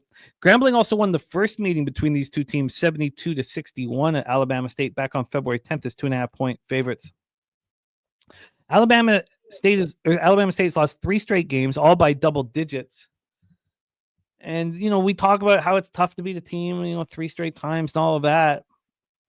But Alabama A&M has shown no ability here, and yet this line's gone at 1 point. It's moved towards A&M. They've lost 3 straight games by double digits. They've lost both games handily towards Grambling, and it's gone from 5.5 to 4.5. If I wasn't so shell-shocked here, I would probably trust that. We did get the cash flow, by the way. Sorry, I meant to tell you guys. In the Cincinnati, Oklahoma State, 77% of the tickets, 77% of the cash on the over. And on the spread, only 19% of the tickets and 20% of the cash on Cincinnati. In this one, we have 67% of the tickets and 63% of the cash on Alabama A&M. So, it's a public dog. 70 and 67 on the over. This hasn't been working for me. I don't think, Spooner, that they're begging for Alabama A&M money. Just because, with the 1 point move, maybe saying that there's sharps on that side. Is that what that? I mean, take it away for us here, Pete. SWAC action first round. I mean, typical conference tournament game. Expect the unexpected. Anything can happen. If someone has like an in the locker room, I would trust their opinion. I believe free play. I throw it on Grambling, but I'm not going to bet it. And Billy Peterson, Grambling first half -2.5 here. I'm not gonna move on that one. Why don't we roll into our next spot? ACC tournament first round action. Pittsburgh Panthers 17-14, 8-12 in the ACC at the Notre Dame Fighting Irish 14 and 17, 8-12 in the ACC. We're at the Spectrum Center in Charlotte, North Carolina. Pittsburgh comes in off a 93-67 beatdown of Boston College on seniors night, snapped a 4-game losing streak. These teams faced each other just once this year. It was 76-72 Notre Dame. It was a Notre Dame home win on February 22nd. The Irish were 2.5-point dogs in that one. Notre Dame comes in off their second straight win. It was a wild 112-110 quadruple overtime victory at home versus Cal on Saturday. So they feel good about themselves. Pittsburgh's been such a disappointment this season. We have a total at 135.5. It's -112 to the over. This opened up at 137.5. So we've dropped 2 points on the total. And then on the spread here, we have Notre Dame +4 at -111. They opened up at +3.5. So we have a half-point move towards the Panthers. When we get to the cash flow here, you have 85 and 84 on the over. And on the spread, you have just 22% of the tickets and 28% of cash on the Pittsburgh Panthers. Justin McKelvey on Pittsburgh -3.5. Why wouldn't the Panthers be this spot here? Notre Dame feeling so good about themselves. I don't like Pittsburgh coming off the beatdown in Boston College on senior night, but maybe they can have some confidence. Man Bear Pig says Notre Dame plus the points, which was sort of where I was leaning to at first, but I'm kind of moving over. Let's hear what Pete has to say about this first round ACC matchup, Panthers-Irish. Well, I'll tell you why, because you'll see this in the conference. And again, the conference tournaments, expect the unexpected. But one thing you want to be very careful about is like fading some team that has just unexpectedly won a bunch of games in a row. They're not rested. They're a dog again, and betting against them. Somehow those teams, like perfect example of it this year is Delaware, right? They don't even rotate a lot of guys. They rotate like 5 guys. They're playing like 4 games in a row, and they continue to win game in and game out. And Notre Dame has a little bit of that going on right now. Very disappointing year for them. at the end of the year, they started to turn it around. They're coming off of a big quadruple or whatever it was OT win. So you'd be thinking normally, well, how much does that take out of them? But at this time of year, a team like that it might have some mojo that's just you don't want to fade. So Pittsburgh, a nice team. They were very good at home at times on the year. Obviously, good bet. Tended to be bad on the road. Pretty good fade at times on the road. But a team like Notre Dame that had a disappointing year. Now they're playing well or better, getting points here. It's just going to be a pass. I'm not betting Notre Dame, but pass. Yeah, I think there's and just in general at this time of year, be careful about seeing some team that wasn't that good in the regular season that suddenly won 3 games in a row and they're playing their 4th night in a row and this and that. They're going up against some much better team and being like, oh, obviously I'll take the much better team minus 8.5 or 11.5 or whatever. I'm not saying that's never a good bet, but just be careful. Neil Slow has a very nice point. Says Damian Dunn legacy game. Jeff Capel will have the Panthers ready to play. Spooner says points are so valuable at the end of these games. Laying 4 points is way more difficult than just beating Notre Dame. This game means a lot to everyone involved. Capel, this is an important game. I mean, we talked about the importance for Cincy. It's same deal with Pittsburgh. God, Pittsburgh's been such a disappointment for me this year. I'm comfortable with at least laying off for now. Pete, I'm just making a decision here whether I send this in or I bet it at Penny. Do you mind setting up Buffalo's TCU? Oh, sure. Thank you. All right, Colorado TCU. This is another interesting game where they played each other in their last game of the regular season. Colorado blew out TCU in their last game. It was at home, Colorado. And this is one that I did bet. It might have been, might be wrong. I don't know if it's positive. I bet it. I did bet TCU, and I'll tell you why, right? I mean, the only reason it makes me nervous is because, Colorado tends to be a team a program that, a lot of times is like not a good team. They tend to be bad ATS, better ATS at home or less bad ATS than on the road. But that hasn't been the case with Colorado this year. They have been very good ATS both at home and on the road. I did bet them big at home when Houston came in. I was like, this is, Colorado's getting way undervalued here at home. So I don't love fading Colorado in general right now. But TCU is a quality team. They did just get, blown out by Colorado in their last game. And so I took TCU first half. I think I got -1. Or maybe I took the money out. I'll check to see what I got. Nothing crazy, nothing big, bet sized appropriately. I definitely do not like fading Colorado here. And if Colorado's down at the half, I'll probably be thinking about taking them in the second half, depending on how the first half went. So it makes me nervous. I do not want to fade. I don't like fading Colorado right now, but I did bet TCU first half. Hopefully they're good enough and pissed off enough to get the first half. Could lose though. There you go. Robert Franklin, TCU -2.5. Let me just see what the line is right now. Oh, the line's gotten bet up a little bit. Yeah.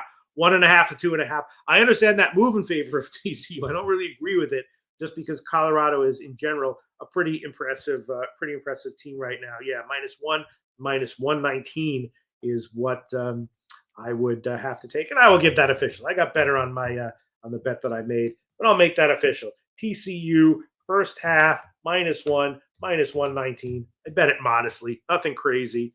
Hopefully TCU will come out and be able to do what they need to do to get some self-respect, at least in the first half.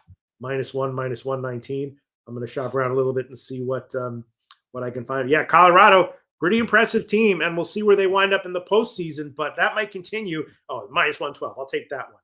TCU first half -1, -112. I'll make that the official play. Yeah, Colorado, a scary team to bet against. They were a team I was looking to bet on most of the season, and they're also a team that, depending on the situation and the lines, I'm going to be looking to bet on as well in the tournament, wherever they wind up. Kong Clip says, "P, you look beautiful today for some reason." Oh, thank you very much, Kong Clips. Yeah, I'm wearing the fucking Who Bangin' hat, which looks great on me. Sure. Thank you. Originally, I got a black one, and then Connor Mack suggested a trade. It was one of those trades. Usually someone gets screwed in a trade. In that one, we both benefited. I got the camouflage one. He got the black one. and it benefited us both. So yes, I did notice that. I also wearing Loshak in the bag, Pub Sports Radio shirt. DC Capper says smash spot TCU -2.5, maybe. Speaking of which, I am wearing the Loshak shirt. Last time I was in the pits of despair, I wore the Loshak shirt, and I said I'd wear it every day till I have a losing day. So hopefully I'm wearing this shirt tomorrow. No washing. It started stinking last time. No problem with that. It's an interesting look here. We've had the 1-point move towards TCU. We also have 77% of the tickets and 88% of the cash on the money line on TCU. On the spread, it's a 50-50 proposition, 49 and 54. And on the total, we've seen a drop of points, 79-78 on the over. By the way, I did move on Cincy first half -3.5 and the under 137.5. Remember when I told you guys that total had shot up to 138.5? It just dropped in 6 minutes down to 137 flat. Went up to 138.5, got hammered. So I got the 137. I sent that in with the local 137.5. I bet I wanted the -103. It did move a cent. It was -102 when I was betting it, and it changed to -103 before I got it in. So Billy Friedrich said, Jimmy going to be wearing that shirt in San Antonio. I'd be very pleased. I mean, I'd stink, but I'd be fine with that if that was the case. Troy Torrance agrees with TCU, says TCU will force 15 turnovers here in this one. And Pete has moved on TCU first half. It's wild that Colorado beat them so badly here. I think this look on TCU first half makes sense. A coin looking at that 138 currently. I'd like to join you on this TCU first half, Pete, but I've got a little bit of time to send it in, and I'm going to wait on it. But I can't wait too long or I'll forget it. Ronnie says, many of us on TCU, what could go wrong? TCU -2.5 for wine time. So we don't think that Colorado got their shit together. I mean, 2 wins in their last 5 games? They only had 3 wins in 20 conference games this year. I mean, it feels like TCU was kind of lying down in that one, knowing that they would have to take him out again. Troy looking at TCU in the under. I'd like to join you on that first half TCU. Anything else you want to add to that one, Pete? Nope. First half -1, -112. Let's roll on. Chris Warren is on Colorado money line there at +106. Let's roll on here. We head over to St. George, Utah here. Burns Arena for WAC action, first round action. Utah Tech Trailblazers. Again, if anybody wants to look at the schedule, it's all in our video description. You can copy and paste it to build your worksheet. We'll not do that every day for you guys. I think it's very helpful. Wine Time says Colorado is nice to back at home in certain spots, but they're going to get crushed here. With the Utah Tech Trailblazers, 6-25, 2-14 the WAC at Southern Utah Thunderbirds, 12-18, 4-12 in the WAC. Both teams are at the very bottom of the Western Athletic Conference. They both have been very bad this year. Southern Utah does have one game, one victory here over their last a little bit, and it was taking out Utah Tech. They won 82-75. This was just on February 27th. They won 82-75. They were 3.5-point dogs. They took care of business. There were no real outlier stats. It was a very close game throughout, and Southern Utah, kind of took over late. And let's take a look at the line history here for this spot for both squads. So we have the 82-75 Southern Utah victory. That was only a couple weeks prior. We saw Southern Utah win again. Now that was a much closer game, 76-74 for Southern Utah. So Southern Utah's won both against their rivals here. Jefferson C says, good morning, guys, from beautiful British Columbia. God, I miss the West Coast. I am coming out to Vancouver in the summer over All-Star break, MLB All-Star break, which is the first time in a long time since I've been out there. I miss it, man. Respect. Beautiful BC. Let's take a look at the line history here for this spot. We have Southern Utah +5.5. We've had just a huge move to Utah Tech. Utah Tech opening up -2.5. They're now -5. Utah Tech got up to 6.5. This was 6.5 45 minutes ago. So just a monstrous move here. Monstrous move to Utah Tech, who are 0-2 against Southern Utah this year. And that's just a wild situation. This total's at 144.5. There's been a 2-cent move to the over. And then cash flow wise, you have 72 and 74 on the over. And on the point spread, just 24 tickets and 28% of the cash is on Utah Tech. Can somebody explain this? Billy Friedrich says half of Southern Utah's conference wins came versus Utah Tech. Utah Tech has 2 conference wins. This is a wild one. Oh, it's Shilov's tonight, says Matthew Green. Interesting. Thank you, Matthew. Very, very, very interesting. Take it away for us here, Pete. Blazers, Thunderbirds, and wild market movement. Yeah, very weird. I'm going to stay off this one. Market movement is very interesting. Someone might know something, or someone might know something that they're going to act on later and manipulating some shit to get a better payoff on it. I'm going to pass. Well, let's roll here. That's just too giant of a move. Chang Kim in the house. Yes, looking for a parlay action. Chang, do you mind if we close on it? Because it would be nice to look at everything in totality to decide what is the best spot on the board. I'm certain it would come in the NHL for me. And I think maybe with She Loves in, I think maybe it's Montreal Canadiens. But again, I'd like to study it a little bit more. Interesting spot. We head over to the ACC here. Head over to the ACC. Cal Golden Bears. We just saw them in that quadruple overtime loss over at Notre Dame. 13-18, 6-14 in the ACC. At the Virginia Tech Hokies, 13-18, 8-12 in the ACC. We're at the Spectrum Center in Charlotte, North Carolina for this one. This total is sitting at 140 minus 118 to the over. So there's been no movement on this total. It's only been out for 3 hours, but no movement on it.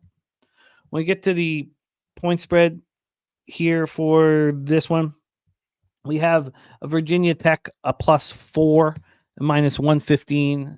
Cal, our favorites here. We have that opening up at 3.5. So we have a half point move towards Cal. Now it's a minus 102 spot. It was minus 111. It's minus 102 right now. Wine time on Cal. Robert Franklin on Cal. And Spooner saying Utah Tech started 4 different lineups in the last 4 games. Player availability may be an issue. DC Capper says take TCU minus 2.5, or first half says it's a top play that wins. And I like it. I'd like to join you guys here. I just haven't bet it yet, but I'd like to join you guys here. Let me just move this up here. Thank you, DC, for sharing that with us. So here we go, Pete. This is our next spot on the board. I don't have it set up appropriately. I'm going to move a couple things over. What are your first thoughts on the Golden Bears, Virginia Tech? Yeah, again, so Cal's a team that lost in that multi-overtime game to Notre Dame. You know, Virginia Tech, nothing awesome, but they can be solid. And you know, I thought it was roughly a coin flip. Went to 3.5. I thought at 2.5, went to 3.5, and now I'm seeing 4. I don't understand it. I don't know if I agree with it. Again, yesterday there were a couple lines like these, and a couple days ago, a few more, where I felt the same way. I did bet them, but not as big as I normally would, and most, if not all of them, won. I'll have to go check, but yeah, Northwestern State didn't get it. I forgot the other one I mentioned, but Troy didn't get it. Same thing here. You know, coin flip. You know, on the money line to win the game. Sure, I'd take Cal at minus 110, I guess, but I'm not seeing it. Lean Virginia Tech at +4 cannot explain the line movement. Spooner is on Cal minus 3.5. Wine time Cal minus 3.5. Robert Franklin on Cal minus 3.5. Billy Friedrich says Cal's 10-4 against spread away from home. Virginia Tech 6-8. Joe Jones talking about that double overtime victory or loss, on Saturday. But you know, another way of looking at it is what Spooner's saying, that they've been on the East Coast, so it's not a big travel spot.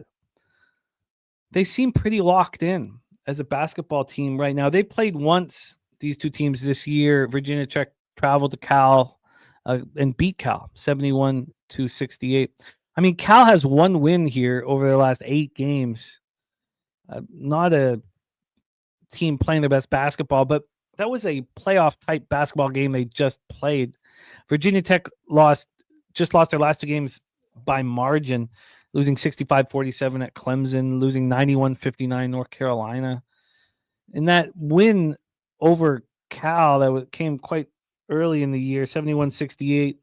See if there's any kind of outlier performance. And there was. Well, yes, there was. Jeez, look at this. Holy shit. What a wild game. I thought that there. Wow. Cal was down 42-23 at the half.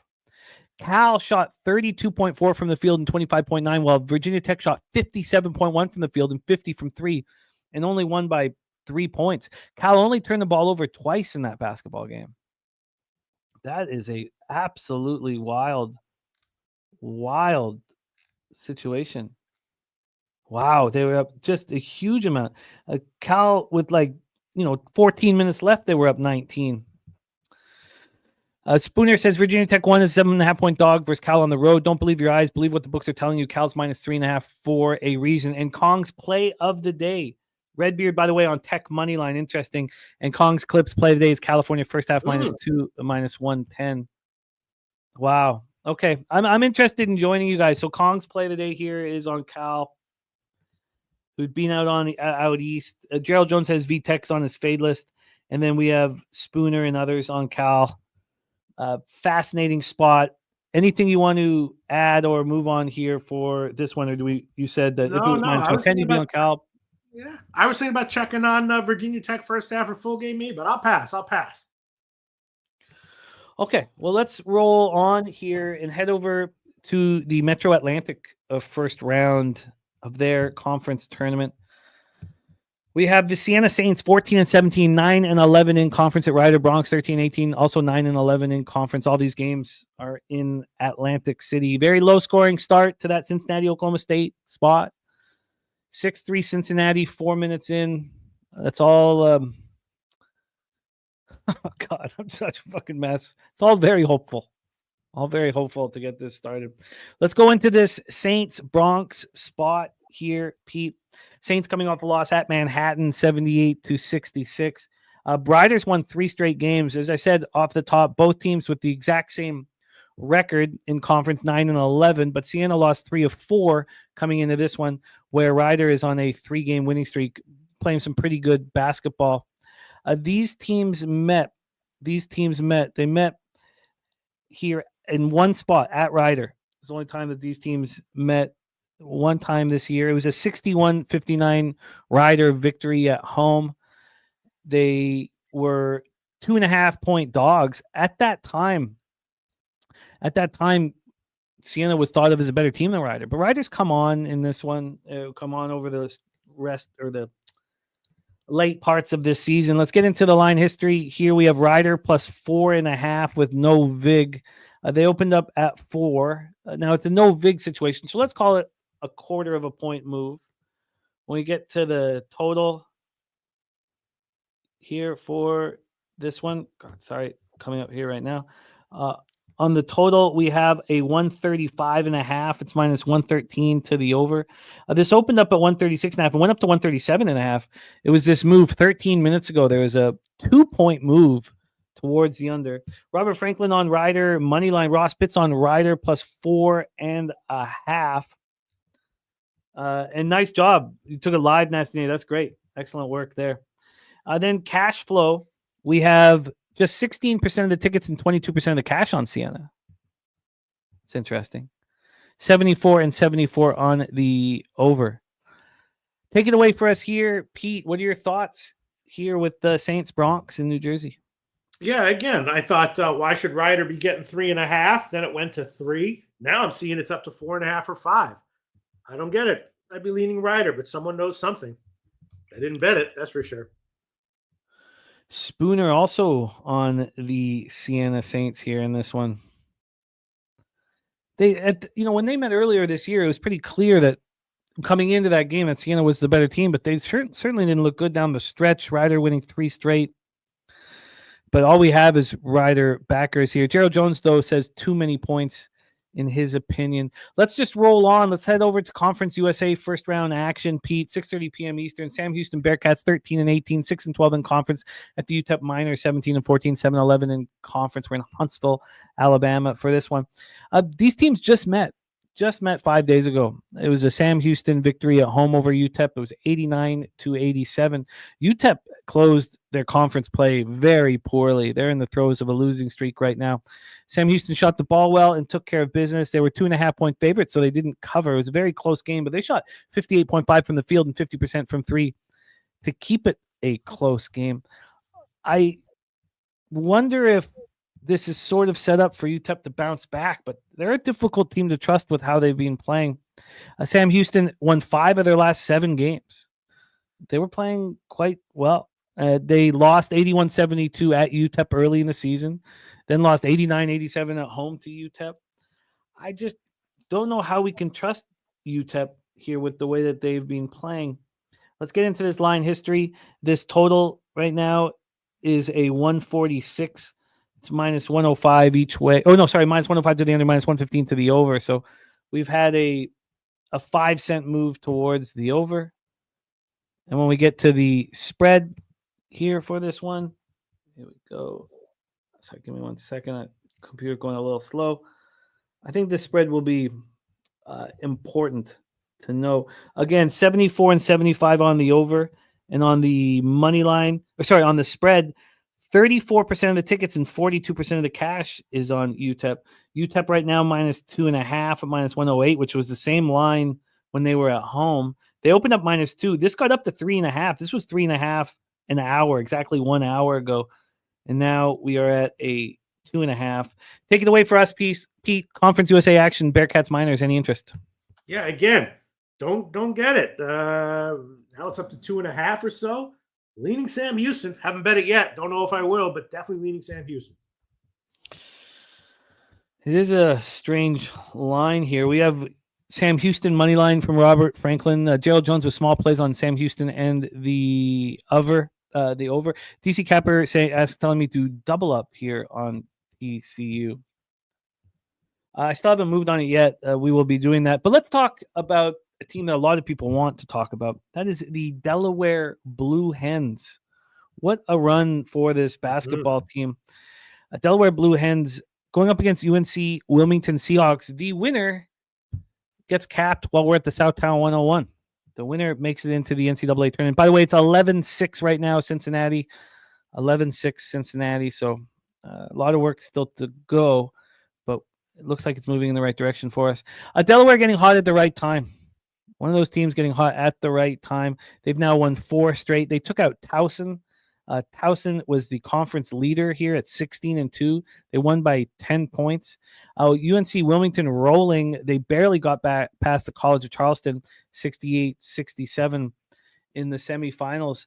Can the Blue Hens finish the job here? That is the question, to see if we get paid in full. They faced UNC Wilmington twice this year. On February 6th, they played UNC Wilmington at home and they lost by 10. Then they traveled to UNC Wilmington and lost by 30. How much have they changed? Coin says Delaware plus 8.5 at minus 110. Billy Friedrich says UNC Wilmington will win this and cover.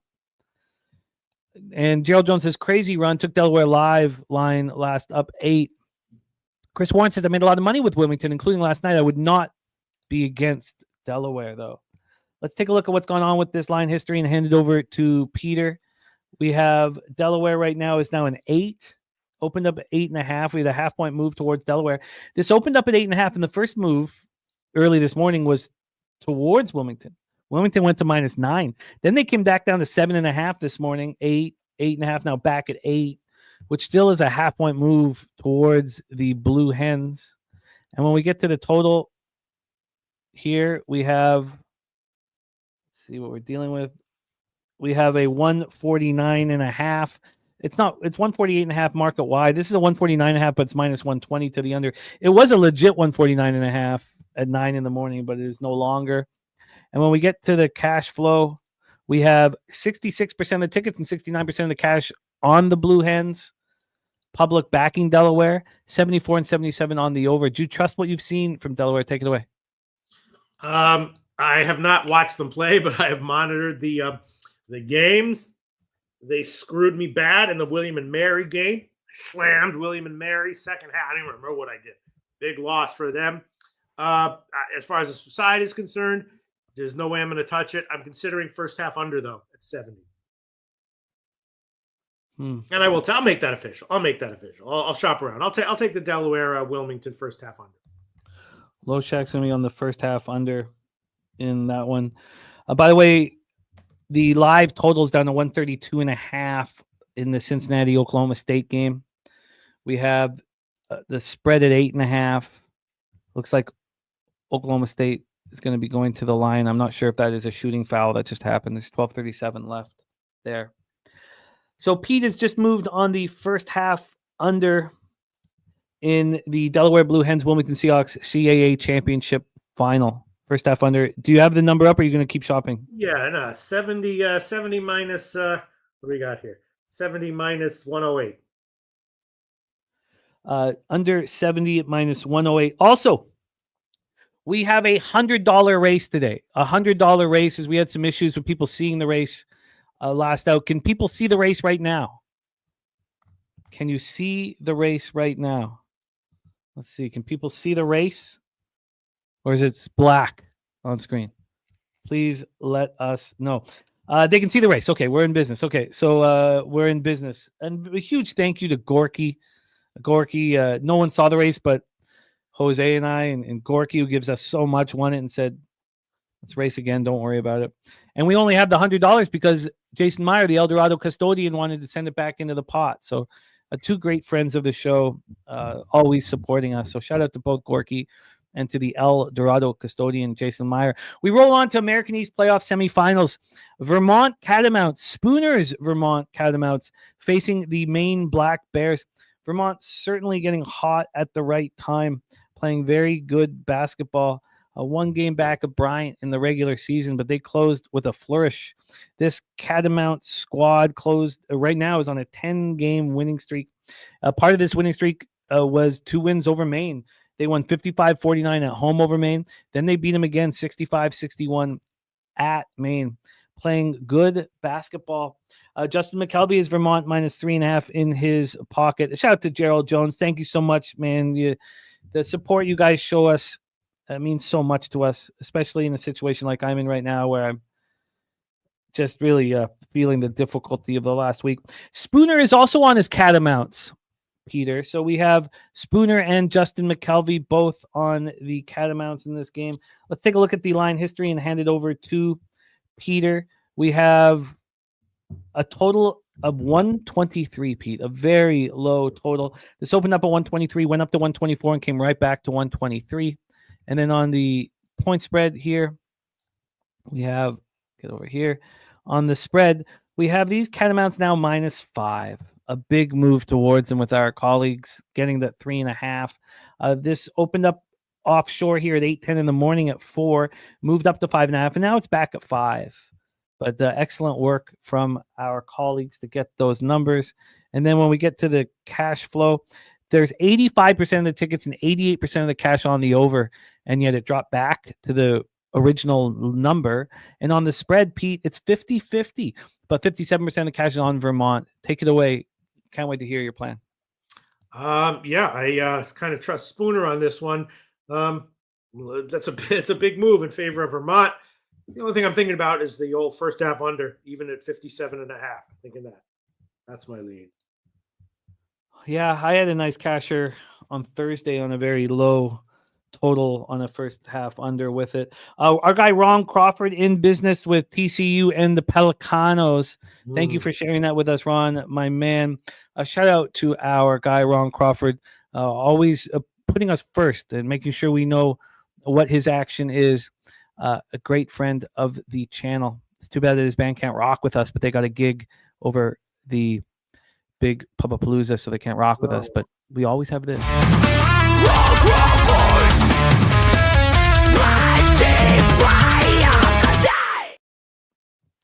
We also have our guy Sharpie in the house. Sharpie says Dodgers on the run line.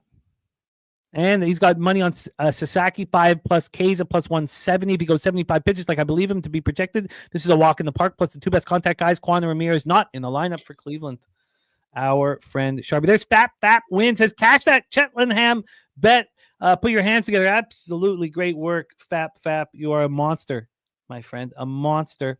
Spooner said I got Vermont -3.5, -105. Shamir Bogues, their point guard is likely out, but defensive player and main ball handler. Catamounts have a winning culture. Just 7 guys left. Hurley's 3rd in the nation in free throw shooting percentage, is locked in shooting the 3-ball right now. If you bet props, look for TJ Hurley. And yes, Troy, we did talk about Troy saying he also believes that Cal is the squad there. Thank you, Ron, though. I've got your action here all copied and pasted. Get it up here. So, Pete, while I'm just taking care of a couple of things here, can you set up the next spot on the board? Or did you want to add anything to Maine Black Bears Vermont Catamounts? My apologies. Oh, I'm desperately trying to get these Dodgers bets in. I can't even remember where they put the baseball tab here. Yeah, Vermont. No, pass for me because a lot of times these. Although if the first half goes over, I might be thinking about second half. Pass. Pass here. I don't want Vermont at 5. But I'm going to take another look as we get closer to tip-off here. Let's roll on to the next spot on the board. Pete, that's the Southland semifinal. Northwestern State, 16-15, 12-8 in the Southland at McNeese. God, McNeese playing good basketball right now. 19-1 in the Southland. We're at the Legacy Center in Lake Charles, Louisiana. Our guy, Slaughter, took us all, a bunch of us, to Lake Charles, and Pubapalooza won. It was extremely enjoyable. And shout out to our guy, Jeff Slaughter. By the way, one thing that we need to clean up a little bit here is that we had an issue with the perfect week payouts. We said that we were going to pay them all at the end of the year, but I guess some cappers asked for them early in the year, and Jeff just paid them. And we don't know who he's paid. So there's going to be an email sent out to all of you guys on the perfect week payouts. You're going to get an email. It's going to ask whether you've been paid or not. And if you could just let us know. We apologize that it's taken so long, but that's the reason why. There's just been so much confusion. We can't find who we've paid. So we screwed it up. You guys will get paid this week. So we're sending an email out to everybody, and we apologize that it's taken so long. So let's roll. So next up for us here, as I said, was the Southland. Here, the Southland semis. We have McNeese right now minus 16.5. They opened up minus 16.5 and initially went up 17.5, then back to 17 and 16.5. So this is the biggest spread on the entire card here. When we get to the total in this one, by the way, they're not scoring in Cincinnati, Oklahoma State. So again, lots of things can change, and the second half can be completely different than the first half, but we'll see how that bangs out. Here we have a 130.5. It's minus 111 to the over. This opened at 130.5, minus 115 to the over. So we've had it was minus 115 each way, so it doesn't really count. Basically, no movement. Oh, Kong got paid. Thank you. Okay, that helps, Kong. I did hammer that we weren't paying anyone until the end of the year, but some got through. Thank you for telling that so we can kick you off the list here. So Kong got paid. Here, again, the emails will go up, but we won't send one to you, Kong.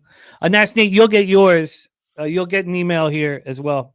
The bracket pool will be up in a minute. The bracket pool would already be up, Gerald, if we have already taken care of, because the confidence pool is being paid out. The winners in our contest are being paid out, but we haven't figured out we had the issue with the perfect weeks, and that's why we've held off announcing the bracket contest. And again, we really, really apologize for all of this. Okay, here, wait. Chase J says he hasn't been paid. Thank you. So if you're telling me this, that you got paid or haven't been paid, then we're not going to send you the email. So Chase hasn't been paid.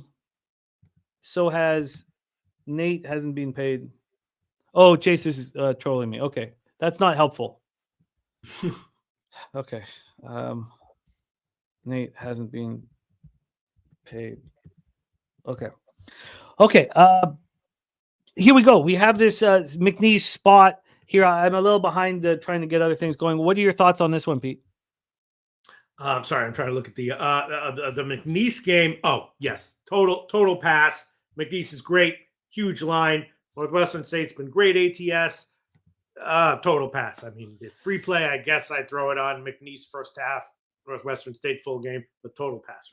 32% of the tickets in cash on McNeese. 86 and 88 on the over for this one.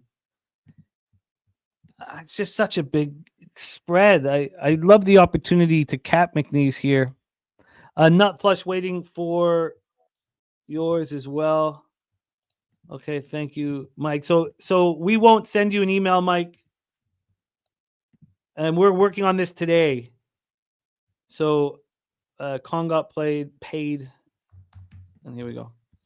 Chase J, no worries. It's all good, my man. And thank you so much for the donation. You don't need to do that. I'm not in a healthy way here with my action, and so I'm a little on edge. But you're a good man. I know you're just having fun, and so no worries. And thank you so much for the dono. It means a lot to us here.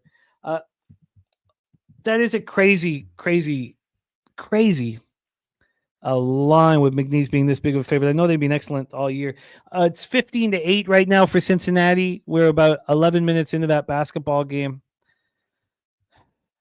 So there's a chance here to start our day positive. You know, when I started really falling apart, Pete, I opened up, this was on Wednesday, I opened up 7-1. 7-1 and then lost the next 4 games, 2 of them by a half point. And I shouldn't have been such a mess. It was just that I needed the winning day, and so as you said, Northwestern State been playing very good basketball right now. 16.5 dogs, huge dogs. And here they're, huge dogs. They faced McNeese twice. They played them at home and lost 92-69. Then they went to McNeese and lost 65-50. Since then, of course, 5 straight victories. And beating Texas A&M, that was a good basketball team, beating them 66-63. I can understand not feeling confident on this one. Let's roll here to our next spot on the board. We have the St. Francis Red Flash, not to be confused with the St. Francis University that our guy Troy Torrance starred at as an All-American wide receiver. That's the St. Francis, Illinois. St. Francis, PA Red Flash, 15-17, 8-8 in the NEC. At the Central Connecticut Blue Devils, 25-6, 14-2 in the NEC. And I forget who it was. Somebody said that they thought St. Francis could go all the way to the finals in this one. And that is exactly what has happened here. An impressive run from the Red Flash. Now, Connecticut's been the class of the Northeast Conference all season long. And here they are, 1 game away from the tournament. So let's go over the line history here for this one. St. Francis, of course, just rolling. Of their last 5 victories, 3 of them have come in overtime. But Central Connecticut needed overtime to get past Fairleigh Dickinson to have the opportunity here. So that was a very, very tight game. When we take a look at what's going on here with the conference, or when they played each other, St. Francis played Central Connecticut at home, lost by 16. That was back on January 3rd. Then they went to Central Connecticut and lost again by margin, losing 83-67. A 16-point loss there. So both times they've lost by a lot. DC Capper is on Northwestern State here, or in the last game. Spooner says this 11.5 is absurd and disrespectful to Central Connecticut. The books have to be pretty confident to hang that number. Gerald Jones on Central Connecticut, first half -5. So let's go into this line history here and talk about whether is this too many points. First off, this total's at 134.5. It's juiced to the over now, but it hasn't left the 134.5. So it's now juiced to the over, but hasn't switched numbers. So a slight move. Oklahoma State with a minor run. It's now 17-13. So still a lot. Still very tight here. Then when we get to the spread, this is moved to a 10.5, Pete. It is juiced towards Central Connecticut State at -115 at the 10.5. It opened up at 10, went down to 9.5, now up to 10.5. So Central Connecticut State has taken a half point here. And when we get to the cash flow, looks like we're going to get the information. Cash flow, 86% of tickets and 88% cash is on the over, Pete. And on the spread, it's 61% of tickets and 59% of cash on St. Francis. Take it away here for us. Do you like the spot? I'm going to pass on this one. Central Connecticut's been a weird team this year. I don't know what's going on with them, but they needed OT to get by FDU, which was kind of weird. And I remember there was one game that they played where I wanted to slam them live in second half. It was the only college game that I've seen all year that was not bettable. It was frozen at all my accounts. Not because of me, because they're like, oh, let Loshak put whatever. I mean, because it was too weird. They didn't want to take action on it. So I don't know what's going on with Central Connecticut. They're obviously a great team. SFPA has been a bit undervalued, and I had bet them in spots. This one's going to be a pass for me. That's a relief, Kelly. Thank you for the nice update. Here's something interesting. Pete says, Billy Friedrich says, be very careful betting Central Connecticut first half. These two teams were tied at the half, and St. Francis led in the other meeting at the half. So he may be moving on St. Francis first half. I mean, in general, Central Connecticut has been this year terrible first half team and great second half team. And I'm not sure if that's intentional or not. So I just remember there was one spot where I was like, I might go all in on this. Couldn't bet it. the book wasn't accepting bets on the game. So who knows? But then again, their opening game in the tournament, they won the first half by a mile, and then they needed an OT to get by FDU. So very weird team. I'm going to pass. Interesting though. And Spooner agreeing with Billy, saying you have to take them first half if you want them here. Thank you for the kind words, Chase. And there's our guy, Jeff Slaughter. By the way, 5-0 on our show last week, Jeff Slaughter in college basketball, 5-0. And so we'll get everybody straight. We'll get everybody straight for the perfect week payouts, and we'll fix it next year so it doesn't work out like this. We'll either pay them out immediately, which is probably what we should do. We'll start. But the reason why I didn't want to pay people out immediately, and I just didn't want to make it more work for Jeff, because there's some people who won twice and 3 times. So I was like, I don't want him paying out nonstop, but maybe that's just the best way to do it. Let's roll on here to our next spot on the board. And our guy, Justin McKelvey, had boots on the ground for the Robert Morris Colonials in that win over Wright State, 21-point victory over Wright State. But the Colonials needed overtime to get past Oakland. The Golden Grizzlies were a feisty basketball team and showed here. Youngstown State coming off a rock fight with Cleveland State to get here to the final. One of these two teams gets to the dance here. Let's take a look at the line history and hear what people are thinking for this spot. Youngstown State faced Robert Morris. They faced Robert Morris here twice. First game against Robert Morris was at Robert Morris back on December 4th, and Youngstown State won 72-58. Youngstown State was rolling. That was actually the beginning of a 7-game winning streak. They faced Robert Morris again at home and then lost 72-70. That was on January 22nd, but Youngstown State playing good basketball right now. They have won 7 of their last 9 games. Their only losses came at home to Milwaukee and at Northern Kentucky. Let's take a look at the line history here, Pete, and see if this game interests you. We have Robert Morris right now on the spread, -4 at -111. That's a half point more than anywhere else I see right now. See a lot of 3.5s in the marketplace. This opened up at 3, went up to 3.5, then went down to 2.5. This was a 2.5 at 9:47 this morning. Now we're back at 4. So we've had a full point move now to Robert Morris. When we get to the total here for this one, we have, here we go. We have a 137. It's -112 to the under. This opened up at 141, Pete, and it got all the way down to 134. There was a 7-point move to the under, and now we have a little bit of buyback, but we still have 4 points of movement to the under. Troy Torrance says Youngstown State should not be here. Says Robert Morris, Smack City. Justin McKelvey, Robert Morris plus 250, Horizon in my pocket, not hedging. They win tonight. Not sure about the cover. So take one look at the cash flow and then hand it over to Pete and see what he thinks about this Morris spot. Cash flow wise, we have 65% of tickets, 66% of cash on Youngstown State. Interesting. Then on the total, we have 80% of tickets, 76% cash on the over. Starting to feel that maybe these Colonials are the play here. Pete, take it away. Well, this is a weird one. I did have a good read on both these first 2 games. I took Youngstown State's second half at a dog line against Cleveland State. The way the first half went, it was pretty. It looked like it was going to be a good bet, and they did pull it out. The Robert Morris Oakland game was a weird one because they had some funny games during the regular season, and Oakland was very motivated for that one. So I also bet Oakland first half, which cashed, and then of course I didn't touch it when it went to OT. This one, I don't know. I might do something at the half or live, but pregame, I don't really want to fade either of these teams. Going to pass. Free play, I guess I'd throw it on Youngstown State just because they're getting a few points. Just because of what? You're getting a couple points, but that's okay.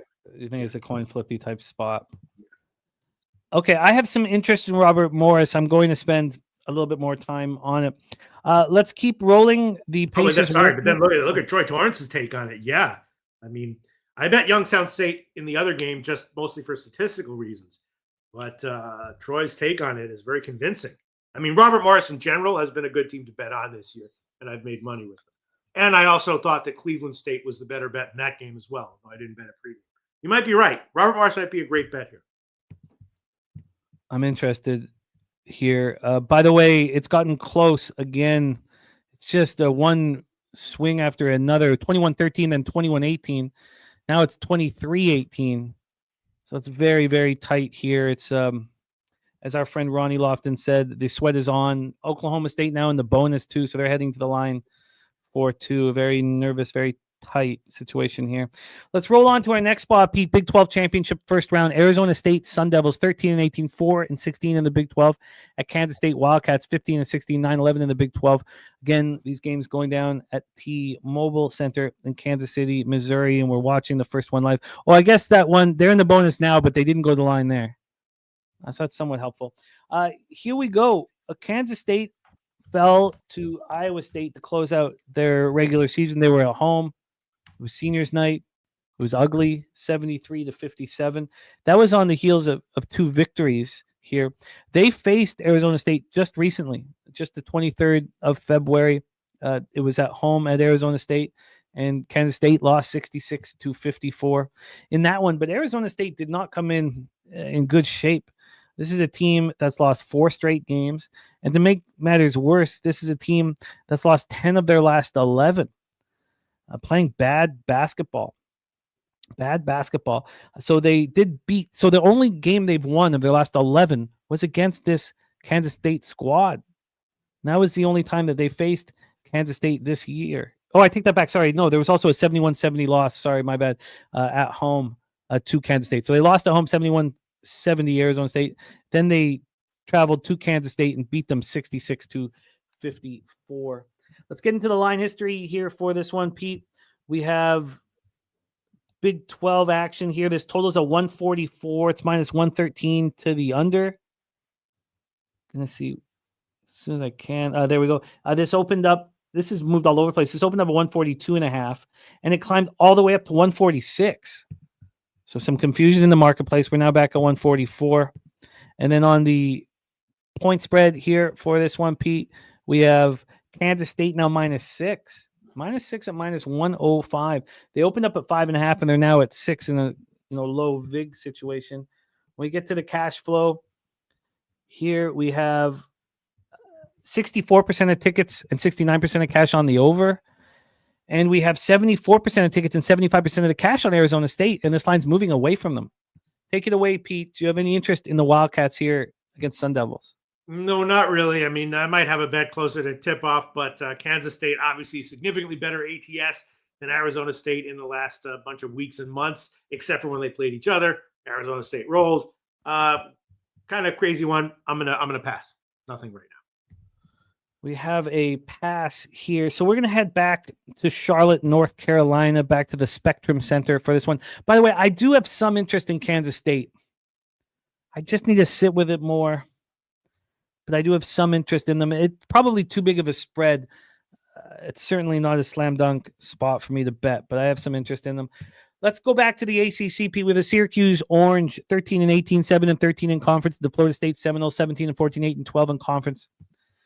We have Syracuse finishing the season with the win, snapped their 2-game losing streak, defeating Virginia 84-70. Florida State also on Saturday, snapping their losing streak. It was a little bit longer with a 76-69 victory at home versus SMU.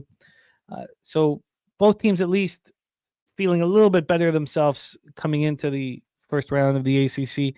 Syracuse ranked 14th. I mean, that was their win over NC State earlier. It snapped a 3-game losing streak. They have won 2 of their last 4, but they've also won 2 of their last 7 here. They faced Florida State. They went to Florida State. It was their lone meeting. They went to Florida State, and they lost badly, 90-74. Florida State took care of them. Let's take a look at the this is just going to go right down to the wire. I'm very uncomfortable here with our action, but we can get there. It's possible. Here in the Florida State spot, let's take a look at the line history. We have Florida State sitting right now at minus 3.5. Minus 3.5. This line has not moved. Opened up minus 3.5, minus 111. Now they're minus 3.5, minus 108. So we have no movement here. And when we get to the total, Pete, so here we go. Here, we'll get to the cash flow as the ACC action. They'll give us all the information. From a total, we have a 150. That's higher than the other spots on the board. So the sharp book has kept it at 150 and has not moved it here. It's actually been a 1 cent move towards the over.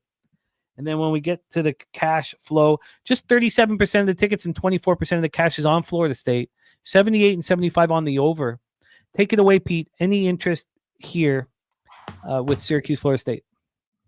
This is another wacky one because, of course, Florida State's coach is gone after this season. They've already announced the new coach, Leonard Hamilton, and a big figure there at Florida State.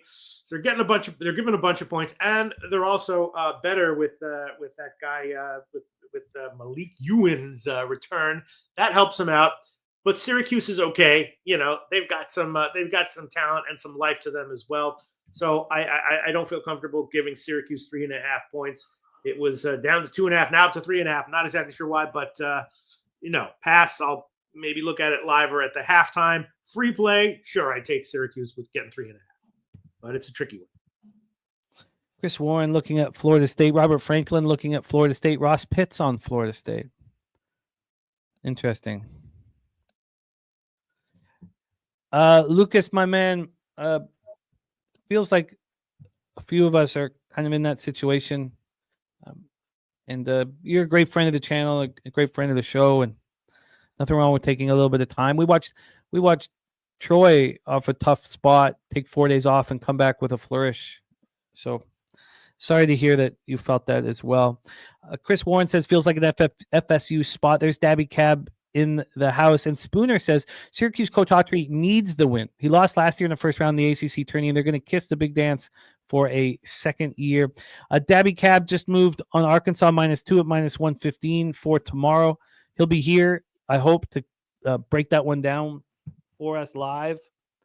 We got to copy and paste this here. Okay, we head over to the SWAC. We have the SWAC and then the Metro Atlantic first round action here.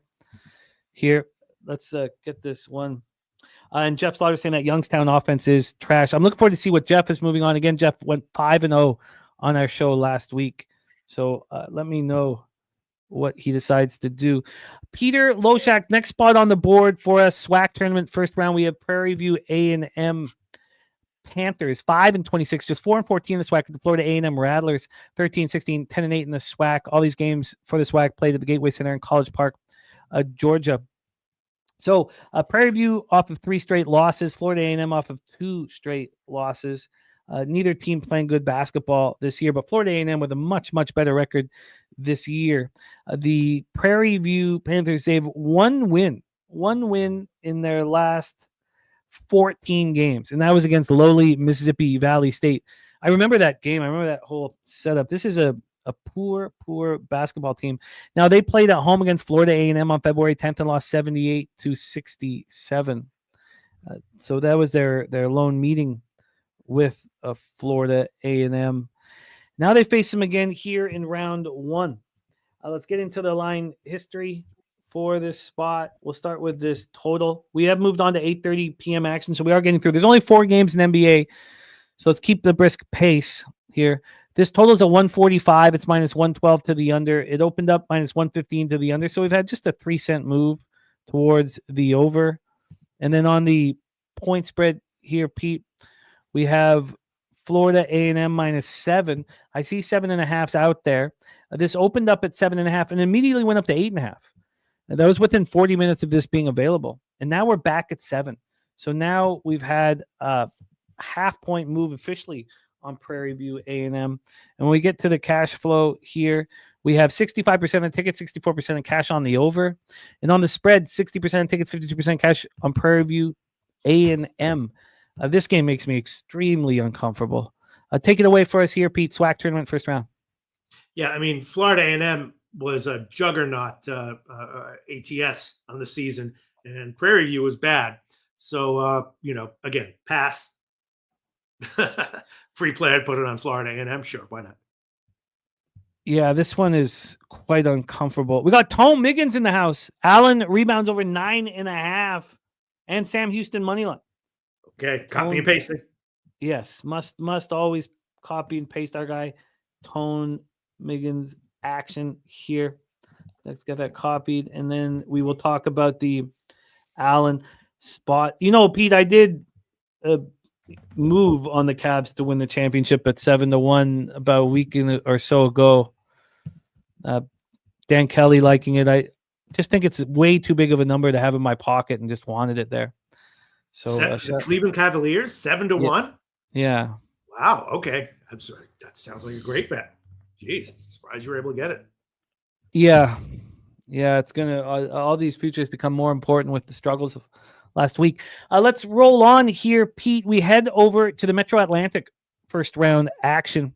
We have Fairfield Stags 12-19, 8-12 in Metro Atlantic. Sacred Heart Pioneers 14-17, 10-10. Again, we're in Atlantic City for this. The Stags finished the season, on a bit of a high point. The Quinnipiac victory was important. It was at home. It was senior night. Quinnipiac at the top of the Metro Atlantic standings. So it was an important win. Sacred Heart Pioneers have been playing good basketball for a while now, and they destroyed Fairfield at home, 83-62. That was just 9 days ago. Beat up on Sacred Heart certainly seems like Pioneers are moving in the right direction as we head into the conference tournament. It was a nice victory over Fairfield. They're 2-0 over Fairfield. They won 89-77. Excuse me, they won 77-71 at Fairfield on February 8th. They won by 6 points on February 8th. And then, as I said, 9 days ago at home, they won by 21 points. A big, big victory. Oh, that's wonderful news, fellas. Again, with the way I ran, let's just wait for it to come home with it. So we have Sacred Heart -5 and -105, Pete. -5 and -105. Taking a second for the line history to come up. It is here now. They opened up -4.5, got up to 5.5 now at 5. So we've had a half-point move towards the Pioneers, who are clearly playing the better basketball of the two. Then on the total here, we have this one at 145.5 -111 to the over. Let's see what movement we had. This opened up at 146 and now 145.5. So just a half-point move to the under. It's been great having the cash flow information on all these games. Let's get this one for the Fairfield game. 34% of tickets and 37% of cash is on Fairfield. So the public is backing Sacred Heart, and the line's moving towards them. And then on the total, we have 74 and 78 on the over. Take it away, Pistol Pete, Metro Atlantic action, Stags Pioneers.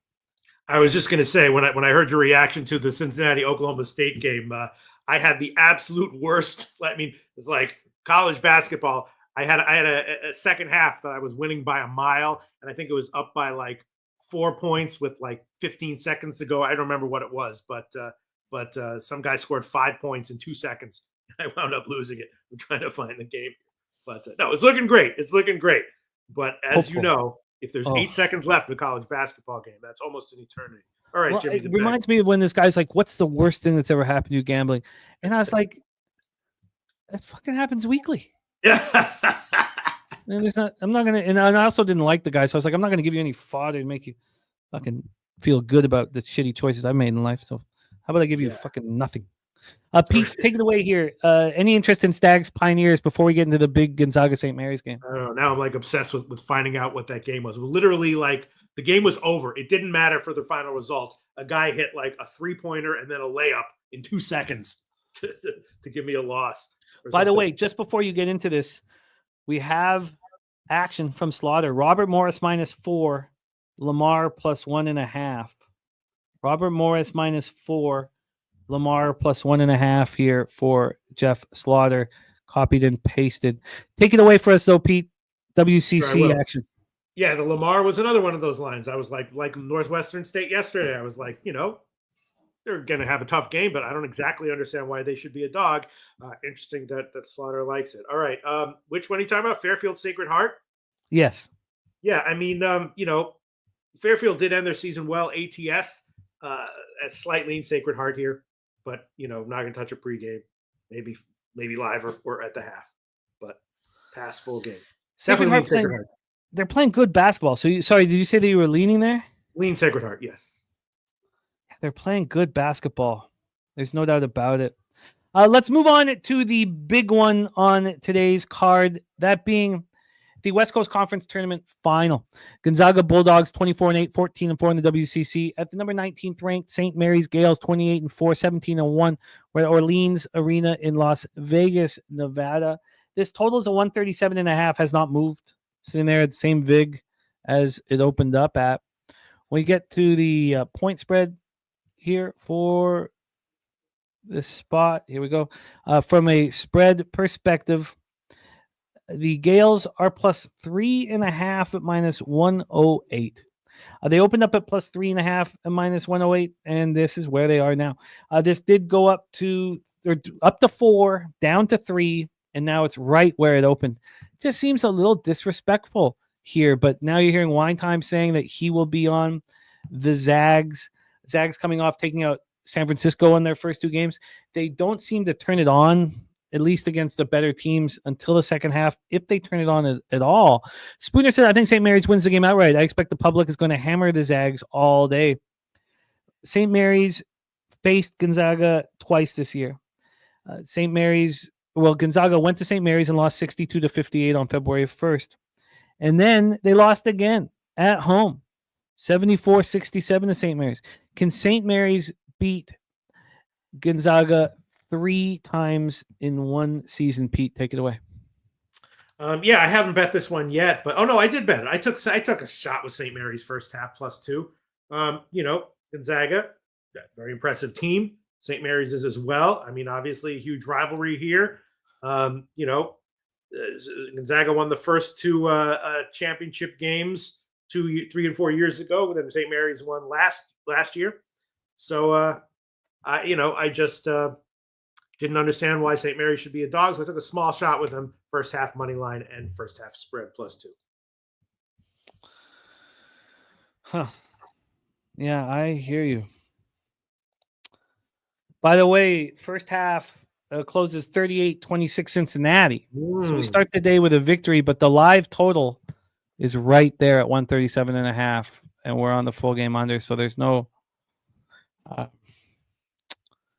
still lots of work to do to get the day off to a positive start.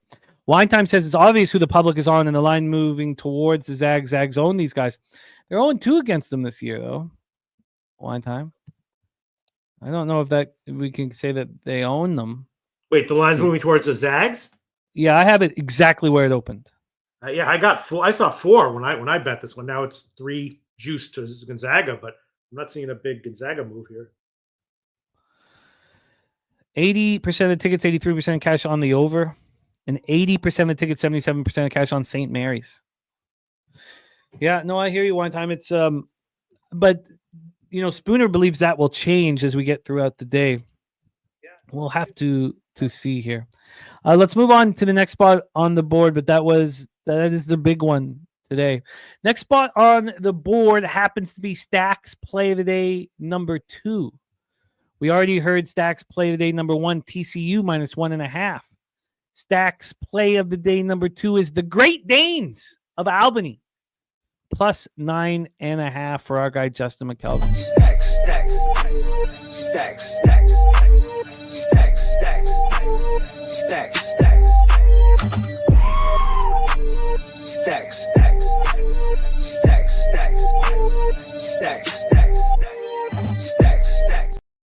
Let's talk about our guy Justin's action here on the Great Danes of Albany, who, of all the horror I felt last week, none were provided by U of Albany.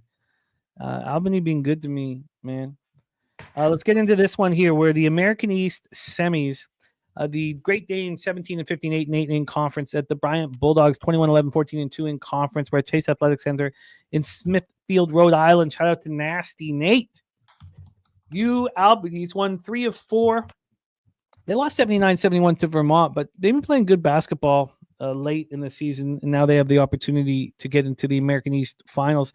Bryant rolling. Their also last loss came to Vermont, but they're rolling. They've won 4 straight. They've been the class of the conference this year. Now Vermont might have something to say about that. As we know, we've already kept Vermont and Maine, and that is the other semis. Of course, the biggest dog in all of this is U Albany. They faced Bryant twice this year. On January 16th, they played Bryant at home and lost 89-79. And then they went to Bryant and beat them 68-63 on February 6th. And that was really when they showed that this was a team maybe to be reckoned with. From that point on this year, they won 6. They went 6-3 to close out the season. And here they are. Jay Vegas says Bryant never covers Albany with the points. Black Thor King is on the over here in this one. Live total is 137.5, so you should feel good about where you stand, my man. Blackdoor King in the house, OG Lowbagger. Robert Franklin says Albany plus 11. Let's take a look at the line history and then hand it over to Pistol Pete. Albany right now plus 11 and minus 105. Interesting. This opened up at 10 and has moved to 11. We have a 1-point move towards the Bryant Bulldogs. And then when we get to the total in this one, from a total standpoint, we have a 153. It's minus 113 to the under. So we've moved slightly towards the under. It opened with more vig, that's all, but it was minus 115 each way. We have 68% of the tickets and 75% of the cash on Albany, and the line's moving away from them. 67 and 66 on the over. Take it away, Pete. Any interest on the Great Danes of Albany or the leaders of the American East, Bryant Bulldogs? No, not really. I mean, that's pretty nice little move to Bryant, but yeah, they could be overvalued here. But this is just a pass for me. Let's move on to our next spot on the board. We head over to the Big Sky Championship semifinals. We have the Montana State Bobcats 15 and 17, 9 and 9 in the Big Sky. At the Northern Colorado Bears 24 and 8, 15 and 3 in the Big Sky.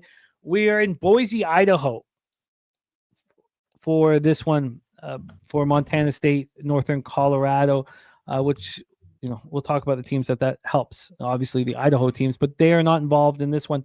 Northern Colorado has been a very, very good basketball team all season long. They're coming on a major winning streak. A lot of these victories are by margin. Montana State has won 3 straight games, but tricky to face the leaders in the Big Sky. This is a Northern Colorado team that's won 5 straight. That's won 7 of 8. And that's won 10 of 12. They're just rolling. They played Montana State at home as part of this nice run to close the season.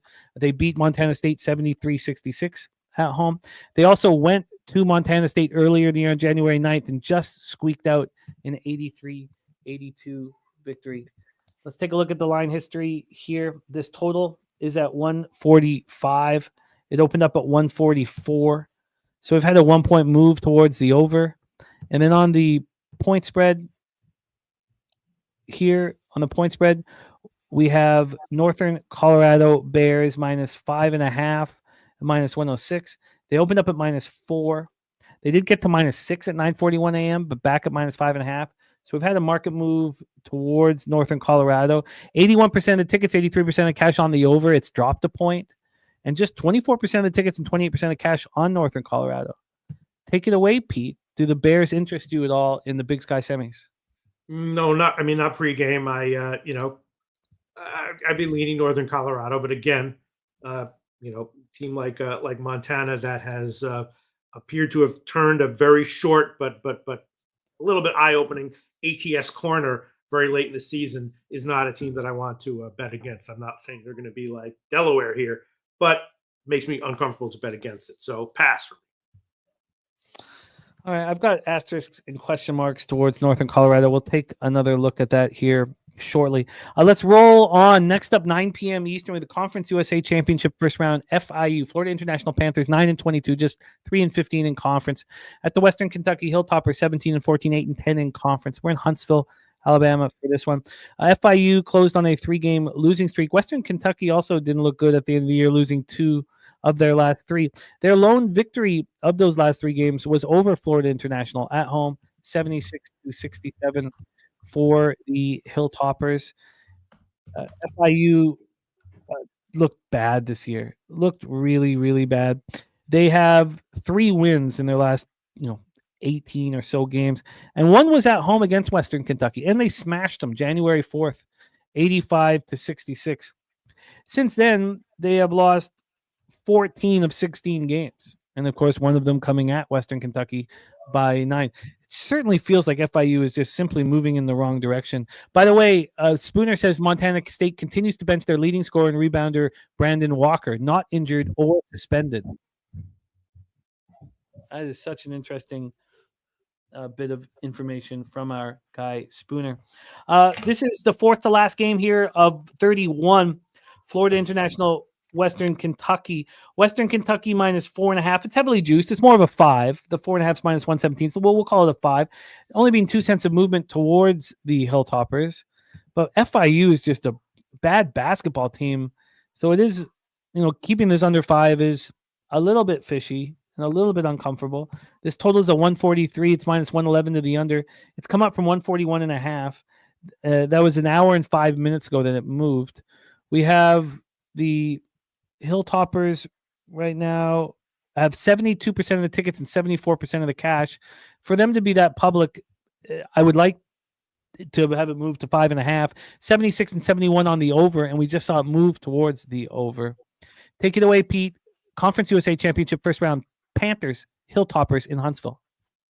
Yeah, I'd be leaning Western Kentucky. Not sure if there's something that I'm missing, but yeah, definitely leaning Western Kentucky. You Probably think you would take it hedge out a spread bet with a money line. Do you think you're going to get to the window with them? Yeah, probably. Let me look at these lines here. What can I get here? Okay. Yeah, sure. Why not? I'll take Western Kentucky money line -214. That's a safe, cowardly thing to do instead of taking the spread. But that's who I am, baby. Western Kentucky money line -214. We make that official. We also have the Sweaty Butcher here, prime cut. We're going to be doing breaking down NBA in about 10 minutes from now. So prime cut is in from the Sweaty Butcher.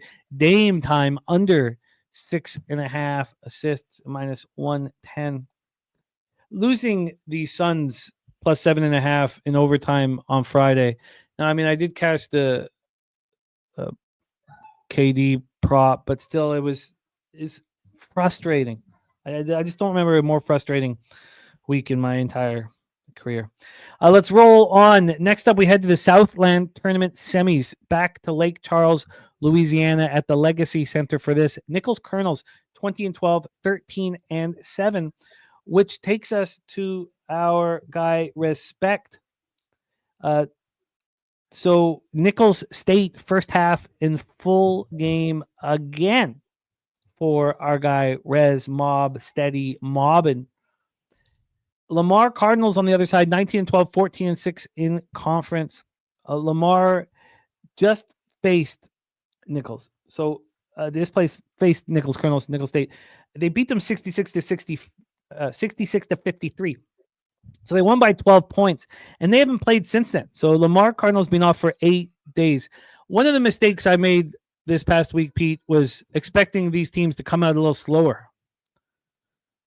That did not happen, and the better team, despite the rest, was taking care of business. The Colonels have played since then. They beat Incarnate Word 74-70 in overtime yesterday.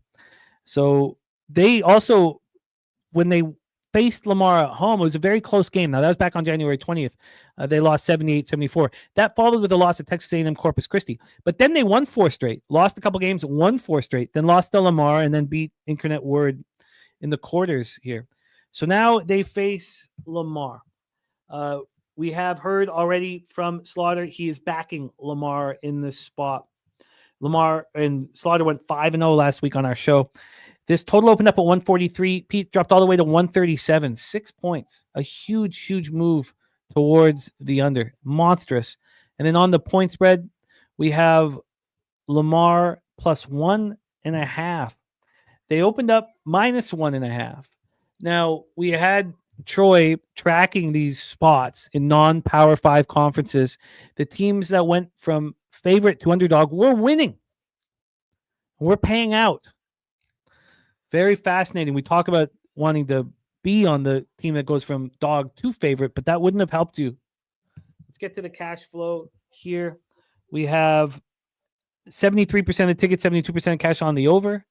And then on the spread, it's basically coin flip, 54 and 55 in Nichols State. Take it away here for us, Pete. Any interest in the Southland Tournament semis? Yeah, I thought that Lamar shouldn't be a dog. Didn't quite get it, and I bet a little bit, yeah. Is that something you were going to make official here for us? No. But I'll be monitoring it live. and at the half. Monitoring it live, but he does have some pregame action here on the Lamar. I did bet it. I just don't necessarily want to give it as an official play. Yeah, no, that's fair. All right, we roll on 2 games left in college basketball and then 4 in the NBA with a Big 12 championship first round. And then, of course, we are racing for $100, $100 on the line. It is a leprechaun race for us. A Big 12 championship first round. We have UCF Knights at the Utah Utes. Knights went 7-13 in the Big 12. Utes went 8-12 in the Big 12. We're back in Kansas City at T-Mobile Center for this one.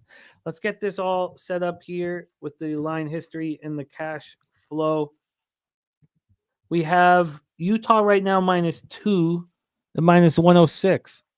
They opened up at -1.5, got up to 2.5, and now they're at 2. Still a half-point move toward the Utes.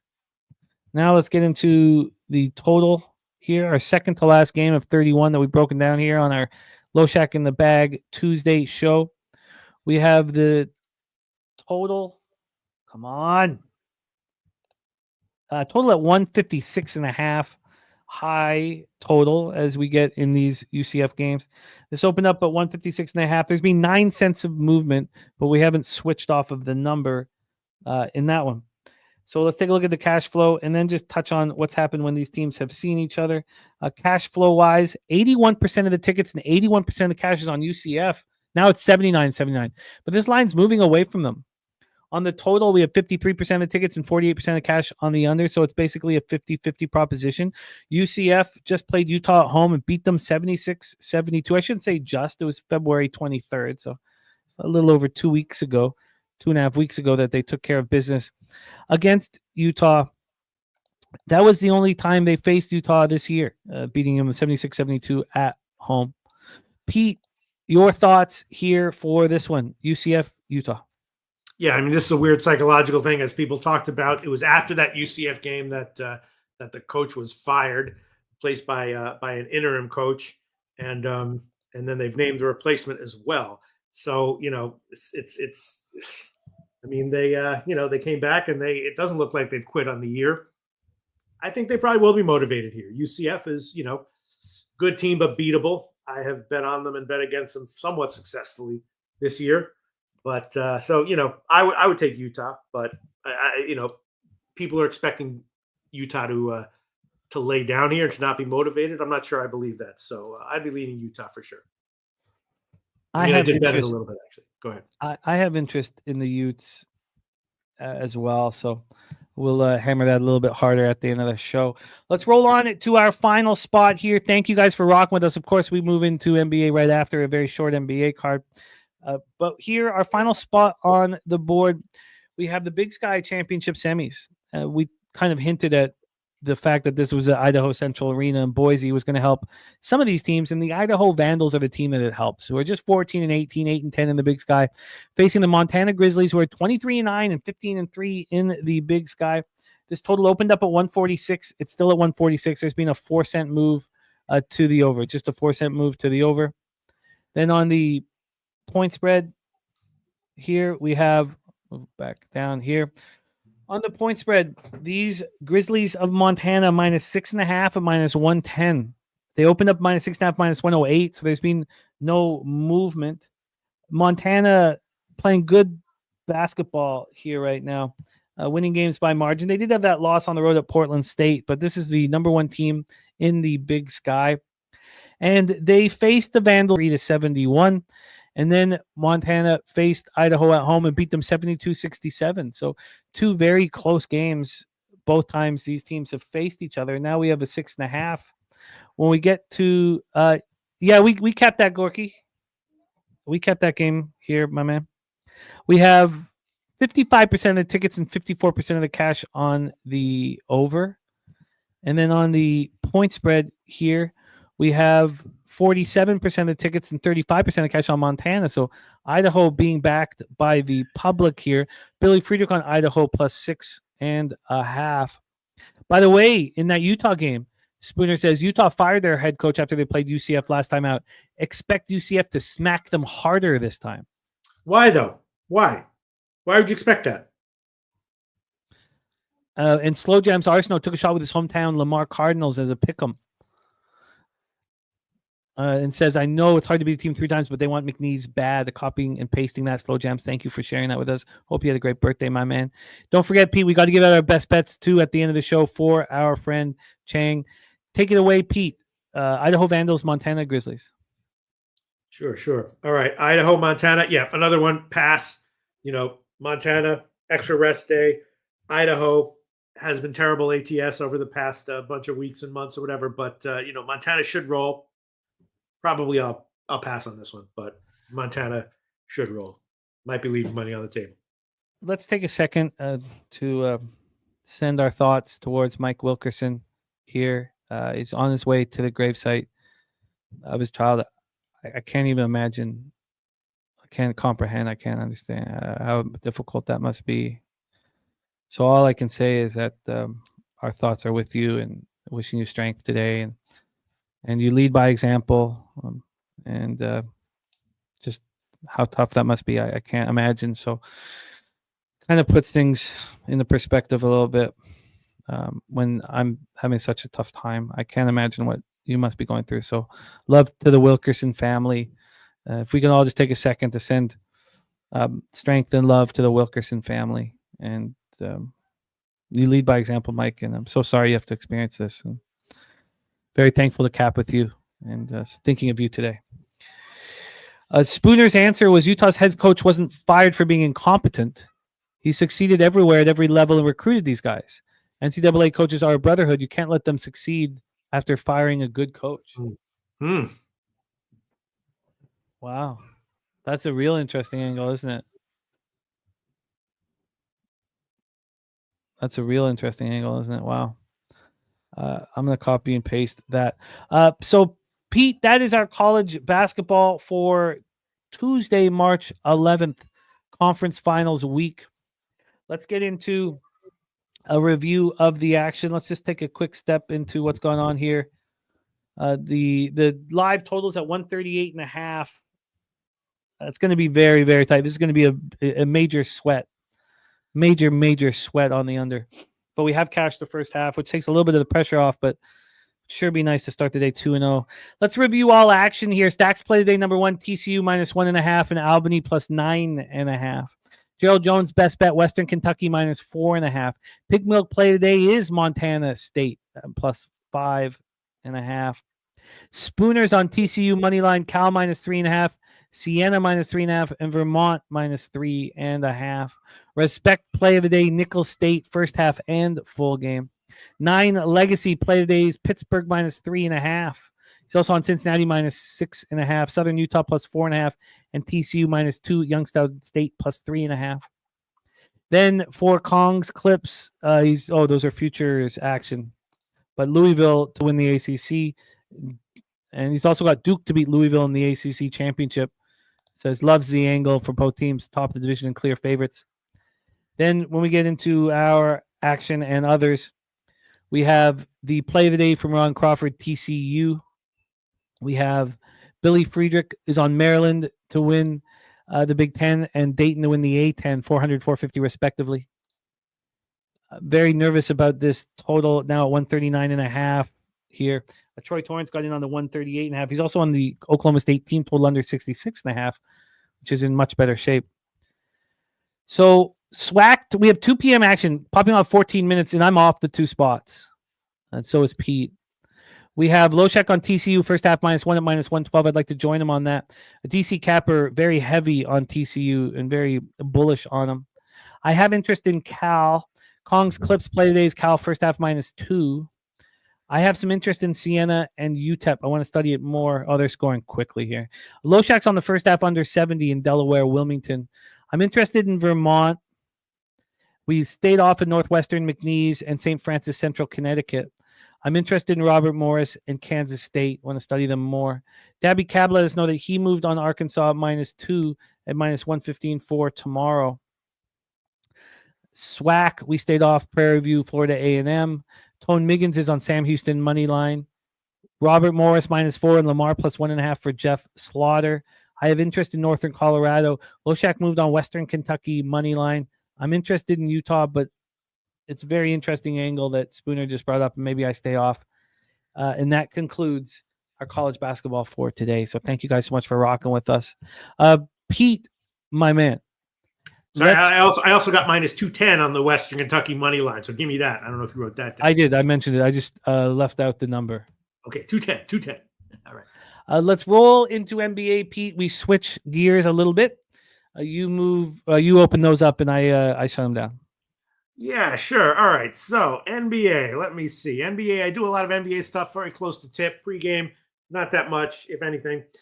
Next, Cleveland. Crazy game. Cleveland, huge favorite here. Nets on a back-to-back. Beat the Lakers last night. I did have the Nets last night, but I didn't know I was going to be on that until like 2 minutes before tip. And the Cavs just rolling, winning game in, game out. Definitely not always covering, though. And you got a modest total, huge spread. Nothing pregame for me, of course. Let's roll into this one, Pete. We'll start with the line history. Brooklyn plus 17, minus 109. They opened up at 18, so we have a 1 point move towards the Brooklyn Nets. Let's get into the total for this one as well. We have a 227 minus 109 to the under. This opened up at 226.5 and climbed up to 229 before dropping to 227. When you get to the cash flow here, 78% of tickets and 71% of cash is on the Nets, being backed by the public. 79 and 80 on the over. Brooklyn 1-4 over their past 5. It was a 7-game losing streak that they snapped. But over the past 5, they're 24th fastest pace, 96.1 possessions a game, shooting 42.5 from the field and 32.3 from 3. Cleveland 5-0 for the past 5. Of course, they're on a 14-game winning streak. They're just the 7th team in NBA history to have multiple 14-game winning streaks in a single season. 6th fastest pace, 102.17 possessions a game, shooting 44.8 from the field and 37.2 from 3, which is not the 44.8 from the field is probably their lowest in the 5-game stanza that I've written down this year. As Pete said, Nets on the second half of back-to-back after snapping that losing streak with that 111-108 win over the Lakers last night. It was reserved Noah Clowney who stepped up in a big way. The key here is that now we're not going to get any information on Brooklyn because the shoot-around won't take place at 1 p.m. or hasn't taken place yet, if it takes place at all. But we can get an idea of who we think will be in and out of the lineup.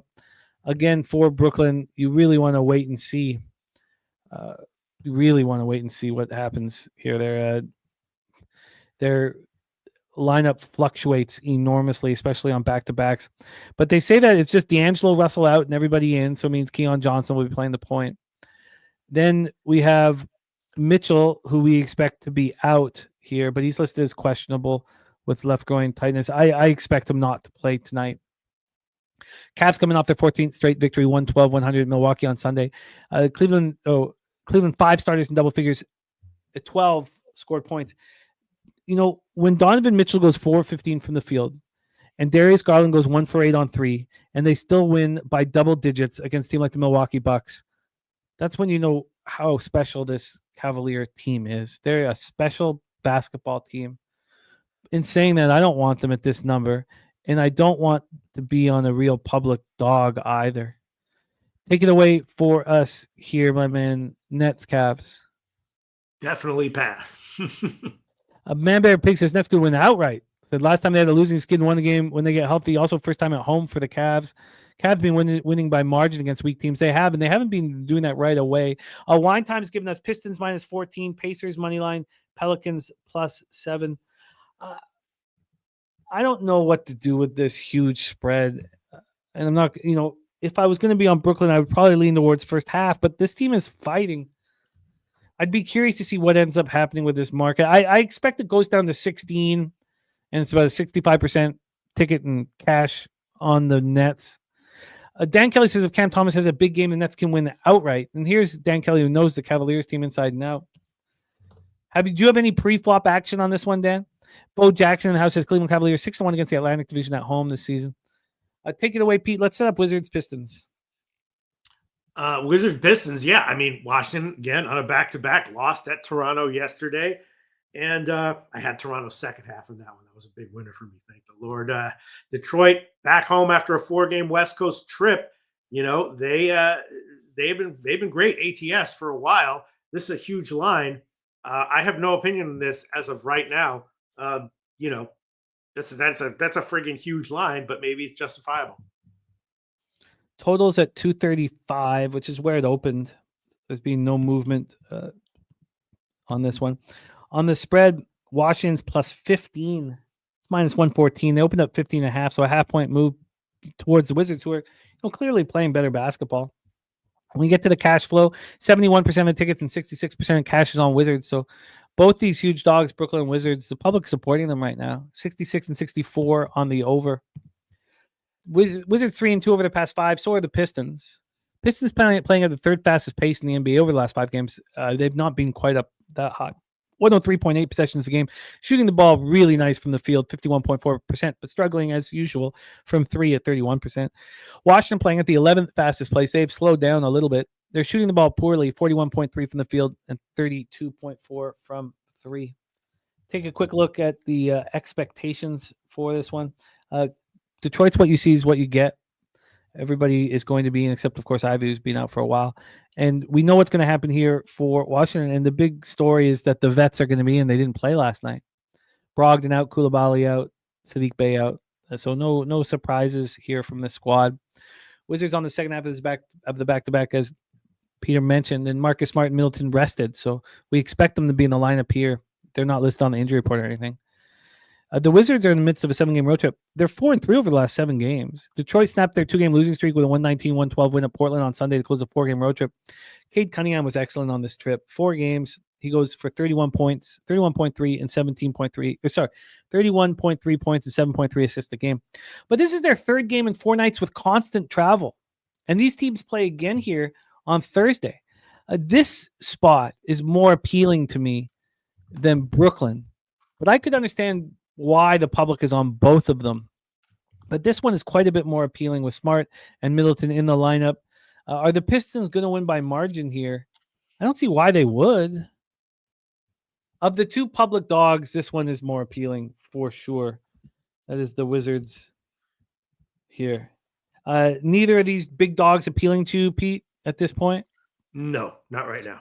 Let's roll on to Bucks Pacers, and that also takes us to the prime cut play of the day from the Sweaty Butcher, that being Lillard under 6.5 assists. By the way, we just heard wine time on the Pistons minus 14 as well. Let's roll on to this next spot on the board, Pete. Bucks Pacers. Well, yeah, this is a weird one. Milwaukee, had been rolling. Now they're off 2 straight up in ATS losses, and the Pacers on a back-to-back lost at Chicago last night.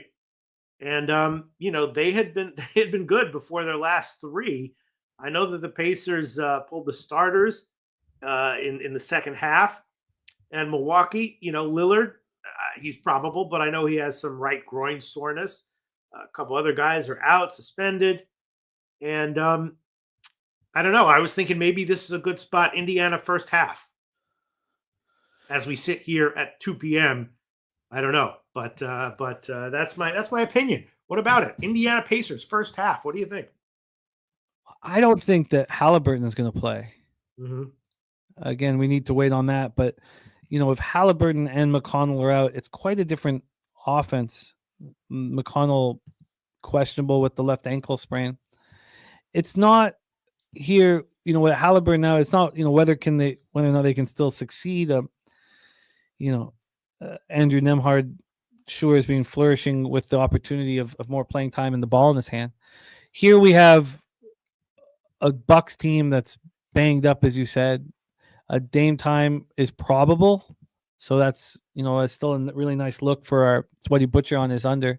And then Giannis Antetokounmpo right now is probable. So Greek Freak and Dame time expected to both be in the lineup here. Take a look at the line history. We have Indiana plus 2.5 at minus 106. They opened up at 3, so we've had a half-point move towards the Pacers. And then on the total, we have a 236.5. It's minus 108 to the under. This has come up from 232, and I guess that's Giannis and Dame both being announced in. Both teams playing at a very similar pace. Milwaukee 7th in the league over the last 5 games, while the Pacers are 8th. Milwaukee 3-2, 102 possessions a game, shooting 51.4 from the field and 36.4 from 3, shooting the ball pretty well. Pacers 2-3 over that time period, 100.8 possessions a game, shooting 47.3 from the field and 35.4 from 3. The Bucks coming up losing their second straight game, 112-100 at home versus Cavs on Sunday. This is their third game in 4 nights, but it's not coming on the second half of a back-to-back. Livingston is sick. Dame with the soreness in the right groin, and Giannis with the calf injury. They're both probable. Pat Connaughton is questionable. Pacers on the second half of back-to-back after suffering their third straight loss, 121-103 at the Bulls last night. Tyrese didn't play because of the hip flexor strain, and Carlisle pulled all the starters in the third period. So will Hallie play? I think that's information we need to know. How angry are the Bucks in their third game in their 4 nights? And is this a buy low opportunity for the Pacers? I find it a pretty tricky basketball game, Pete, that I don't find appealing at this point. I want to know X's and O's wise, is it going to be Nembhard with the ball in his hands all game with no backup in McConnell, or is McConnell going to be there? There's a lot I want to find out, Pete, and I don't find this appealing at this point until I get that information. All right, So, well, you can put me on Pacers first half, +1, -105. Whatever. I got to give a pick here. Pacers +1 at -105 here for Pete. And also, Pete, when we get through this next game, I know you're going to have to leave here right around the 2 p.m. Eastern, so don't feel free to leave, and we'll take care of the $100 race on our own. So why don't you set us up with Clippers Pelicans, our last game on the board? And don't forget, though, for Chang Kim, we need a best bet. Yeah. Okay, but roll into this one, Pete. Clips off 3 home wins. Their last road trip was an 8-game road run. They lost all 8 ATS. And now they're a big road favorite here against the Pelicans, who lost but covered as a double-digit dog in their last game. So, I know that the Clippers, needed a win in their last one, and they got it. They got it at home in OT. Came back and got it. Nice game there from them. But I'm not sure. I'm not sure what I think about the Clippers here as a road favorite of this size. I guess I'd be leaning Pelicans first half and full game plus the points. Great stuff in the chat as well. Sorry, I've been so focused here on getting this done by 2 p.m. But great stuff in the chat. DC Cap with more action. Chris Warren is on the Pacers full game, but Viper on the Bucks -3. Sweaty Butcher said Lillard's gone 1-8-1 last 10 on that assist prop. And Spooner says, just heard Vermont point guard Shamir Bogues not ruled out, wants to play game time decision here. Welcome, Rick J. Great to see you. Get that cash, Fap. Love capping with you, man. And Justin McKelvey, Clippers -6.5 in his pocket. This total here is a 222.5. It's -112 to the under. This opened up at 223 and got up to 224.5 before it started dropping. On the point spread here, we have the Pelicanos +7, -103. They opened up +6. So we've had the 1-point move towards the LA Clippers here. There's Mel, says, be careful with the Avs tonight. Possible letdown, but also huge game in the division, conflicting angles. Yeah, Mel, we hear that. And we also heard they didn't get until 5 a.m. to their hotel. So that was from our guy, Joey B, who's on the Wild. Now he's on the Wild +1.5, but it was great information. So let's roll here for this one. Clippers 3-2 over the past 5. The slowest pace in the NBA, 93.45 possessions a game, 48.8 from the field and 35.8 from 3. They're playing at such a slow pace. I was surprised that this total was as high as it was, and it opened up going to the over. It didn't really make sense to me, but I do respect that initial move. I don't feel like this is just a move towards the under. Pelicans 1-4, 18th fastest pace, 98.9 possessions a game, shooting 46.1 from the field and 33.5 from 3. Clippers coming off their third straight win, 111-110 overtime victory at home over the Kings on Sunday. The watching that ball teeter and then go in obviously reminded Raptor fans of the biggest bucket in history. Take out the Sixers on our way to the championship. Harden went for 29 and 11 and 9. He's playing good basketball right now. Tyronn Lue didn't coach, scratched with a back pain. Brian Shaw held the fort. It's expected that Lue will be behind the bench or in front of the bench here. Pelicans coming off their 4th straight loss, 107-104 at home at Memphis on Sunday. Zion and CJ both sat out, so neither were there. Both are going to be in lineup here. But as we see so often, the 2 stars are out, and they're much more competitive. They just lost 146-117. We see the best players out, and they roll. Makovic went for 13, 11 boards. Antonio Reeves went for 11 points. Jordan Hawkins went for 12.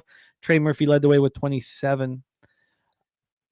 I kind of like the Pelicans here to keep it closer, but the line move from 6 to 7, I think, is pretty strong. I don't find it appealing. But I do think that the under will be in play. I don't see why it wouldn't. The Clippers are shooting the ball a little better, but they're playing as slow as they've gone all year. I'm pretty interested in the under. I would say that at this point is the spot that if I was going to sit here with only 2 bets, I would like to be on the Wizards and the under in Clippers New Orleans. But now with wine time on the Pistons, I probably want to spend a little more time on that. I think this is a very tough spot for the Wizards on second half back-to-back. Then it looks such a short flight down to Detroit, 40 minutes, 30 minutes? And you have both Marcus Smart and Chris Middleton resting that are going to be available here. And these teams play again on Thursday. And Pete moved on the Pacers +1. And yeah, that might have been a mistake. This one I like a little bit better, I think. Clippers, team total under 114.5 -107. You can make that one official also. Clippers team, I like that look. Clippers team total under 114.5 -107. Pete, my man, I will do the review, and Jose will jump on with me, and we'll do the race for $100. So we'll take care of that. Pete, thank you for all that you do for us. I can't wait to see you next week. So next week we'll be back in action here on Tuesday, and then there'll be the Jose Bouquet show on Wednesdays. I'll be traveling down to San Antonio. When do you get into San Antonio, Pete? That's a secret, Jimmy the Bag. I might have some business here and there outside of the time when I think I'm getting in Wednesday, baby. Oh, beautiful. Beautiful. Yeah. We're all very excited to hang out with you, my man. So we're all pumped up about San Antonio. Thank you guys for supporting us here, Loshak in the Bag. We're going to get into our race. Pete, any last words for the Capper Sporting Show? No, just have a good time. Keep everything in perspective. Bet size appropriately. And that's it. And we'll see y'all next week. There he is, Pistol Pete Loshak. Rick J says if the border is still open by then. Yeah, we're not going to get into any of that stuff. Saturated says, do we get to actually watch this race? There is Jose Sweet Tits Snips Bouquet here. Did I say Sweet Tits? No. I think you did. Tits. Old Sweet Tits. Watch that. No, it can't be Sweet Tits. Let's keep that one out. How are you, Jose, my friend? We didn't get the best bet from Pete, and I asked him 3 times. But that's what it is here. I'll call him. Okay, yeah, send him a message. Send him a message or call him. Let's race. How many? We want to thank all of our gold members. How many gold members do we have? And we thank you guys enormously for being there. Yep, you gold members are the backbone of this channel. 76 gold members here for all of us. Let's call Peter Loshak. Pete's going to be like, why the hell is this guy calling me immediately after? But it should be, this is what we do for you, Chang Kim. This is what we do for you, buddy. There is a high likelihood that he doesn't answer, though. What are the odds, Jimmy? Hey, what's up? Hey, Pete, what's your best bet of the day? We forgot to ask you. Oh, shit. Hold on a second. Let me just check this shit out. Oh, shit. Wow. Okay, hold on. When you get off camera, Pete, you just become a whole different person? This is... Yeah. Yeah. All the character comes out. Chilling. All right. You can give him Western Kentucky money line. That'll cash. That's for a parlay, right? Yeah. That'll work for a parlay, yeah. Western Kentucky money line. Give him that. Okay, I will. Thank you, Pete. Okay, I'm going to peruse my plan to tie into Western Kentucky money line here, and I think I'll find it pretty quick. But let's race.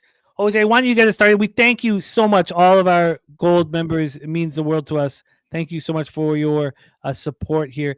Are we cool here? Okay. Yes, we're cool. yes. Giving them a shuffling A little shuffle never hurt these nobody. leprechauns here. Let's watch the ugliest race in America go. They're racing for gold here. Look at them go. Chill, Will, you ugly bastard right there. Big Ragu. There's a purple one up there. Good Lord. Some ugly little bastards down here. MMA Mad Hatter looking pretty normal. So does TJ up there as well. Kelly McInnes in the mix. So is Nunya here. These little bastards, they don't move fast, Jimmy, but they stay bunched up, and I appreciate that. Look at Preston Ekdahl in the lead right now. Preston walking briskly. And same with Boogie Main. Boogie Main walking briskly. Kong's Clips trying to get involved here in this one. We also have the Skunt Blast. Oh, Boogie Main pushing forward now. We have space here. TJ trying to make a move. Wally, remember there's $100 up for these walkers. One of these walkers, and there goes Coin. Coin wants the $100, and Coin might just get there. Coin is trying to walk to the things and he gets there. As the other leprechauns bow their head, Coin is $100 richer. Our friend Coin. Though they bow their head in honor of Coin to show respect. The Coin. Best bet move here is Western Kentucky Winnipeg Jets, both W's on the money line parlay. Western Kentucky Winnipeg Jets money line parlay here to put a bow on that. Excellent work. Congratulations. Are you looking to see where Nasty Nate ended up? No, I saw him. Don't you worry about that. I was just seeing who the slowest elf was, and that's Chase J, the slowest leprechaun, I should say. We will be racing this year. Oh, by the way, I did get some warm-up action in NBA Jam. I thought you were going to say some NASCAR. No, but did Wally cash again? I didn't bet it. I didn't see. Let me know if anybody knows if Wally got that paper once again. Okay, let's roll Coin now, $100 richer. Yeah, via Leprechaun. You don't see Leonard that very Porsche often. Jr. said pretty ballsy just starting the race without asking the chat if we could see it. No, we did. We did earlier. Leonard. That's a good point, Leonard. That's a good point, though. We did earlier. All right, let's review all action here on today's show. Thank you guys so much for rocking with us. It's strange not having a 5-hour show only on Tuesdays. Only on Tuesdays because he gets you going. No, I just know that I can't keep him for 3 hours because he would prefer a 40-minute show. So when I keep him for an extra 220, I do. Well, I mean, you heard he wasn't as happy the whole show as when I just called him, and he just right. He's thrilled now. He let his hair down. He's ready to go attack the day now. Oh, that's funny. Well, we need a very low-scoring final 10 minutes of this basketball game. I don't know if we will receive it. Can we get a brick here from the Oklahoma State Cowboys? Well, while you're asking for bricks here, Kong's Clip saying new segment, landline locks from Loshak. It's a lot of L's there. Not bad. Yeah, nice. Yeah, alliteration. I might call him on Wednesday. Who knows? Yeah, no, I like that. Let's review all action here. So Western Kentucky Winnipeg Jets moneyline parlay is for Chang Kim. Justin McKelvey on TCU minus 1.5. The game starts in 51 minutes. And Albany plus 9.5. Western Kentucky minus 4.5 for Gerald Jones. Montana State plus 5.5 is a big milk play of the day. Spooners on TCU, Cal, Siena, and Vermont. Respect play today, Nicholls State first half and full game. Pittsburgh minus 3.5 for 9 Legacy. Cincinnati minus 6.5 as well. God, should just be a Cincinnati double up here. Southern Utah plus 4.5. TCU minus 2. Young State plus 3.5. So he's also on the Pacers and the Flyers money line. He slid India in there. Not entirely sure what wager that is.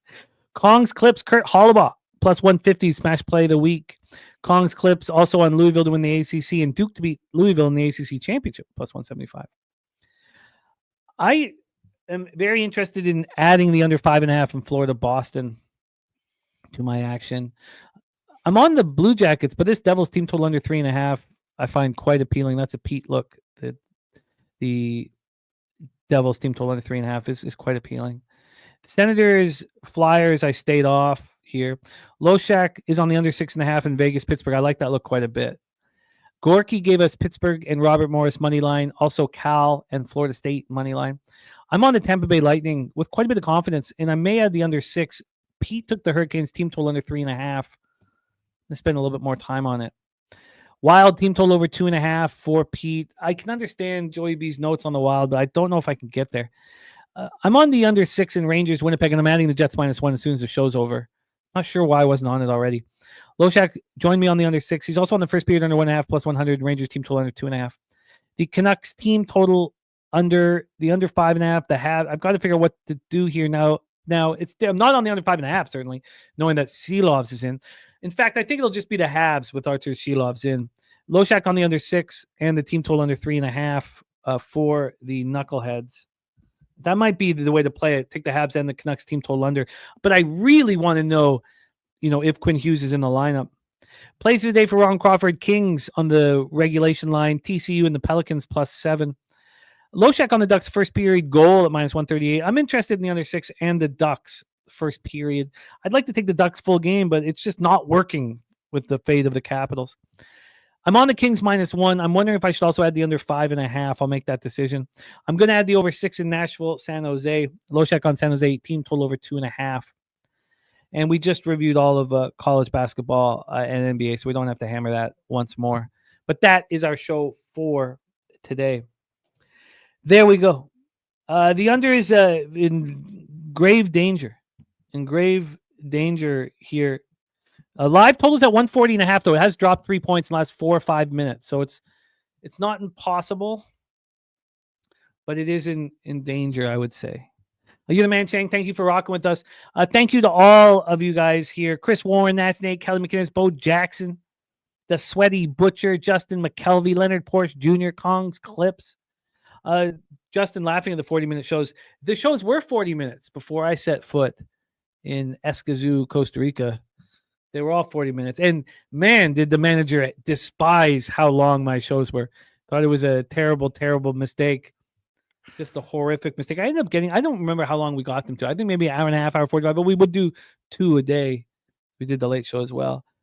Kelly McKinnis, Robert Franklin, Super True, Bo Jackson, Leonard Porsche Jr., Von Polo. What was the monkey called again? Spidey. Yeah. You just, I don't know why. I just remember one of your promos, I guess. You're just standing in a zoo. And I don't know why. You're just getting ready for the show. You're like, here's a spider monkey, and you're just in a zoo. And I'm just like, what is going on? But Spidey was my man. Spidey used to sit and talk to for hours, man. Spidey brought peace. You know that the refugio, the animal refuge right across from where I worked was dope, man. I love that place. I absolutely loved the refugio. I loved it. Thank you guys, Gorky. Thank you, Chase J, all of you guys, Chris Warren, Mel, Fap, Win, Morgan Spooner. Lots of buckets being scored quickly here. But we're still at 140.5 as the total. It's just now juiced to the over. I'm a little surprised. I thought that would be a 40. Oh, now it's a pick 'em. Okay. Looks like they'll miss. Oh, no, they just hit another 3. Now it's back 143.5. Okay, we're in big trouble, Nate. Sucks to go one-on-one when we're, kind of right. Aaron Malavo, shout out to you, my friend, and everybody in the Manila, Philippines. Juan Ma loved my lang. Thank you. Juan Ma moved on to egg farming after producing for us. Egg farming. Yeah, I'm never, I'm not a jealous guy, Jimmy. I'm not a jealous guy. I don't harbor feelings of hate and resentment. But when Pete was reminded of Juan Ma, I've never seen him more happy. He's like, oh, yeah, Juan Ma, and all these good memories. I was like, fuck Juan Ma. How about that, Pete? Yeah, Juan Ma was a great guy. Yeah, as are you, Jose. As are you. Not good enough for Pete, though. We want some Juan Ma. And Leonard Porsche Jr. said just played the best bet parlay plus Sharpies Dodgers at plus 198. Thank you, Spooner. I hope so. Thank you, Saturated Res Mob. Thank you, guys.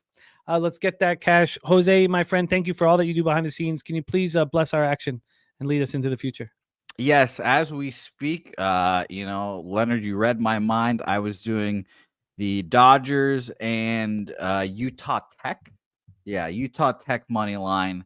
They're both minus 200. It's not very appealing. It's barely over plus money, but I'm going to parlay those two together. Jimmy, you mentioned it earlier. Utah Tech barely has any of the money all over them, and the line has moved to 5.5 at this point. So shout out to that. And shout out to you guys all for watching. Nasty Nate, just remember, if you talk about the other producers, I will have my feelings hurt. Spoons, Saturated, Rez, all you guys, we appreciate you guys. More reminders. Pubcopalooza's right here, guys. Jeez. We're so close. I hit the bottle pretty hard this weekend in preparation. It was in preparation. It wasn't for anything else. No, it was certainly for something else. Well, come out. Pubcopalooza is going to be a whole lot of fun. The poker tournament, the whole damn thing. It's going to be a great time. You guys see the things on the screen. We'll be having a lot of fun. And shout out to Barry Laminack, who we'll be seeing here very shortly. But until then, let's go win some fucking bets today. Jimmy, I know how bad you need it, so let's go. Today's the day. I can feel it. I can feel it in my loins, from my hair to my toes. I know Jimmy the Bag's going to have a winning day, and you guys as well on the chat. So let's go. Leche a los bookmakers.